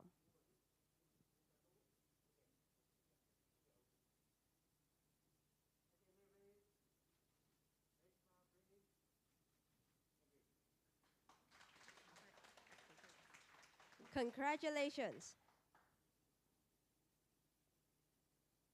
Thank you, Mr. Wong. Please be seated. Now, let me invite Mr. Ricky Low from Adobe to give a speech on stage. Mr. Low, please.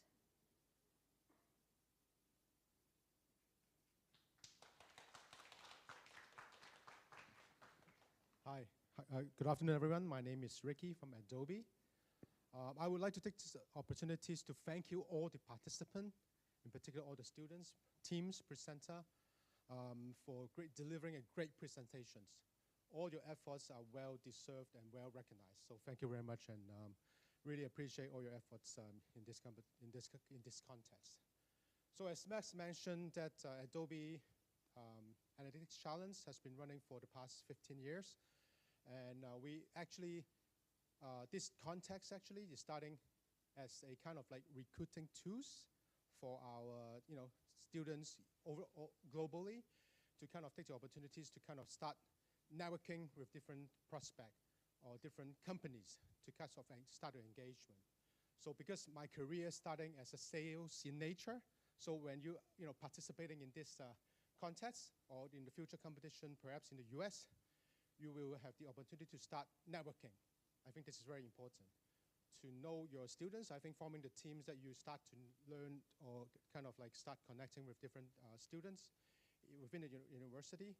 Also, it's a great opportunities to learn the Adobe industry-leading analytics tools to start understanding what is capable of to kind of like making sense from those data that you're going to be picking up from different organizations. And also, it's a very good skills development for yourself to kind of starting to leveraging the big data.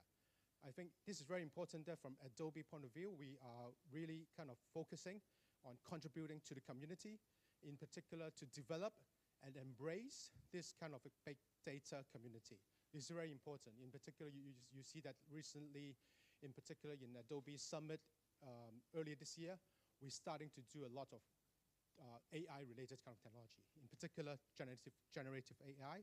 So you can see our stock price kind of like skyrocketing quite a bit in the past few months. So this is very important, and I'm glad that you guys take the time and efforts in joining these opportunities and deliver great content and presentation in this specific context. So congratulations again and job well done.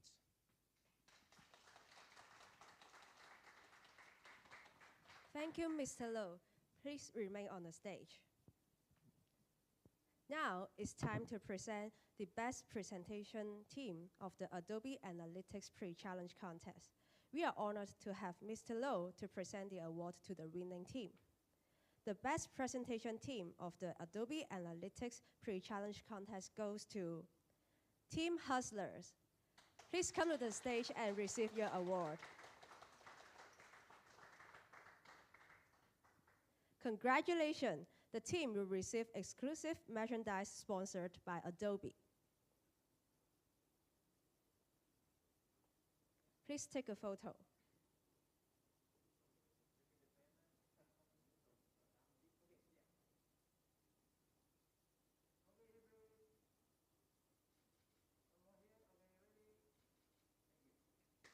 Congratulations.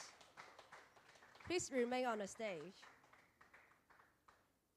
Ladies and gentlemen, judges, mentors, and participants, may I invite you all to join me on the stage for a group photo.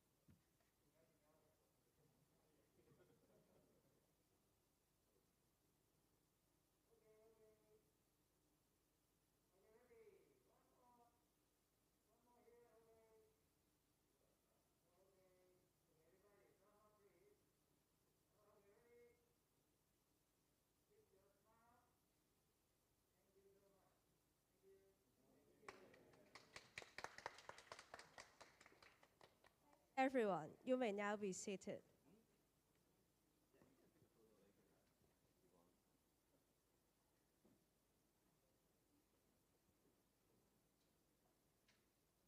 As we bring this contest to a close, let us express our deepest gratitude to all those who have made this event possible. Our sincere appreciation goes to our sponsors, partners, organizers, and all of us for their efforts. To our panel of judges, mentors, and guests, thank you for generously sharing your knowledge, wisdom, and guidance with our participants. Your invaluable contribution have shaped the future of our industry and inspired the next generation of innovators. And to our participants, your passion and creativity have ignited a spark of innovation that will continue to drive progress in our society. We commend your hard work and applaud your achievements. That's a wrap for the Adobe Analytics Pre-Challenge Contest. Thank you for all joining us today. We wish you continued success and look forward to witness the incredible impact you will make in the days to come. Thank you and see you.